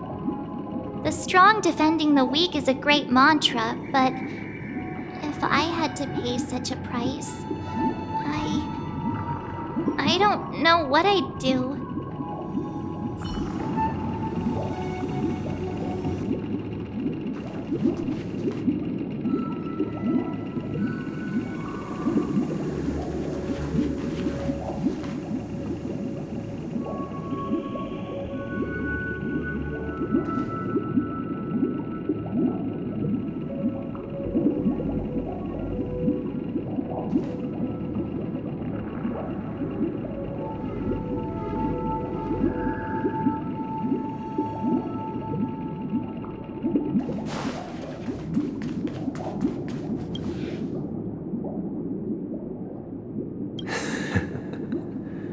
I see. I am now aware of everyone's stances. Raising these questions merely serves to illustrate one point. The plight of Penacony cannot be salvaged by the harmony. The true foundation for a sweet dream paradise can only be established through the order where the strong govern the weak. I know the suffering of being tormented, the turmoil of losing your way, how sorrow and even despair set in when matters don't work out. All of this causes me unending pain, because this is not what happiness is at all. We must teach the weak how to live a happy life. And this life isn't some noble propriety that the upper crust preaches, but in definitive terms, a way of survival that belongs to everyone. So what is your definition of living a happy life? Good question. Human consciousness is fundamentally an illusion, a cage known as self-worth. People lured in by this illusion make mistakes, yet still ask that external influences bear the burden. When one mistake after the next permeates the masses, they become impossible to trace. Thus, the amassing of these individual cages culminate to form a prison, a place dictated only by the rule of survival of the fittest. Nature is always accompanied by predation and sacrifice. Its antithesis is known as order. That is what I want to do. Unite people's happiness under the banner of order. They won't need to make bitter choices any longer, nor face the weaknesses of humanity. They can cast aside their primal instincts to build a haven for mankind. Simply describing thoughts is far too abstract, so allow me to provide a simple example. As you all may know, there are societal norms like weekends and long weekends that exist on some worlds. During these hard-earned rest days, people are given the chance to extricate themselves from the stresses of everyday life, allowing a certain tranquility to return to their souls. And it is only on these days that people do not have to adhere to the law where the strong prey on the weak. They can live out their lives happily during these brief intermissions. It's just a pity that 2 or 3 days are still too fleeting compared to the span of a lifetime. From where I stand, society's ideal system should be 7 rest days. Following Sunday, there should ensue a second, a third, and indeed an infinite procession of Sundays. This should be the face of the new world. Idyllic, eternal, peaceful days. And thus, every person can return to their base selves in this utopia. Some gaze in reverence at the stars, pouring their whole beings into calculating the distance between us and the isolated world of Pagana. Meanwhile, some seek refuge in quiet corners, holding one another, unencumbered by the chains of unwelcome obligations. There would be no need to bear the hardships of reality. Only in this way can humanity face the inevitable end with the purest of spirit, living a life of dignity. This is what it is to live in bliss. Miss Firefly, you who are stricken with entropy loss syndrome, you of all would surely understand this.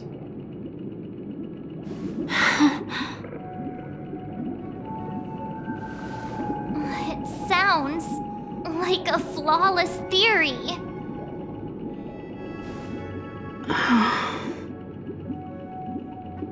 But what is the price to attain all this?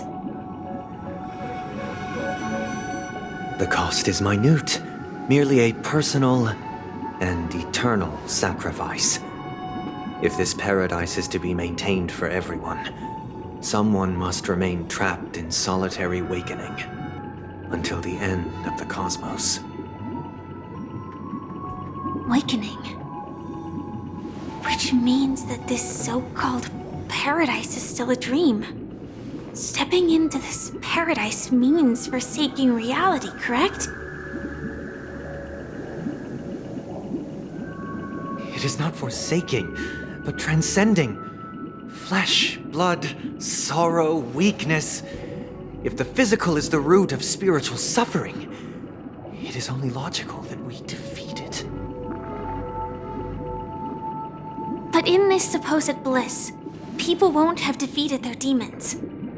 The chance to overcome their tribulations would be forever lost to them. In other words, it is an escape. That's another way of understanding it. But there is no shame in escape. On the contrary, the seeds of escape exist in everyone's hearts. Don't you agree, Miss Firefly? And as to why we sleep, it is because we are afraid to awaken from our dreams. But this is not in conflict with the grand plan. Only in acknowledging this can we truly understand the frailty of human nature, and from there, show compassion and protection.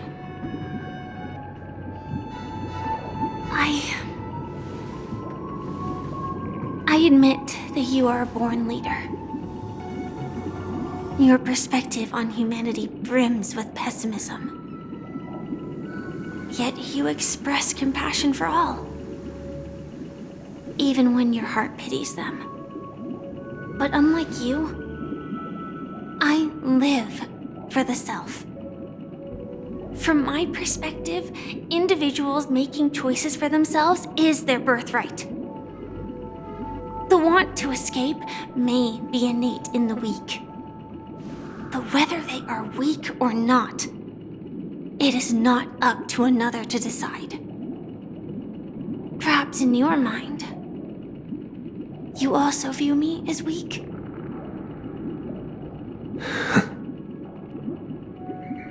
Because I don't think so. Since Miss Firefly has said her piece, the Astral Express will also naturally give you our answer. We'll leave it to you. Just as Mr. McHale instructed before. Tell him our choice.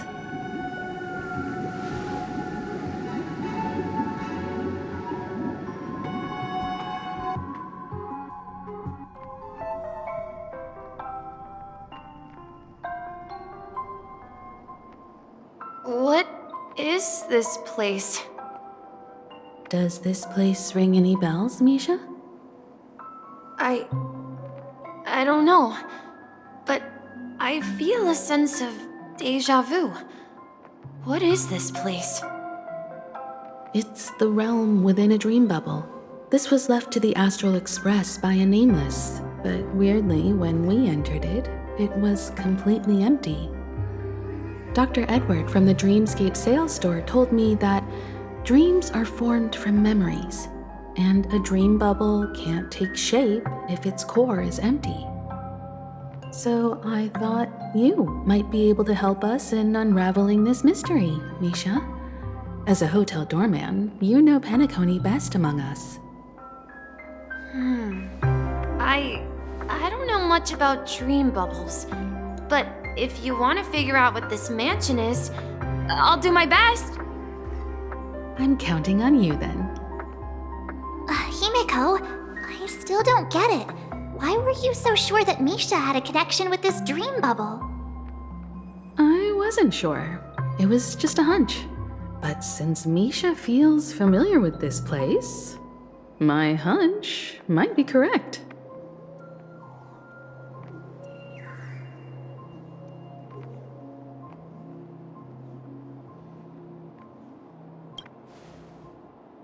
Exactly. This is where you and Firefly encountered death, which we now know as dormancy. Considering its connection to Dreamflux Reef, it's not surprising it appeared here. The question now is, who brought you here? Based on the clues we have so far, it's unlikely to be that masked fool, so identifying them is crucial to us. We're drawing closer to the truth once more. Let's give Misha some time, as I believe he'll unveil the secret of this dream bubble. All right, but there are doors all over the place. Which one should we choose? Do you have any idea, Misha? I guess... maybe this way?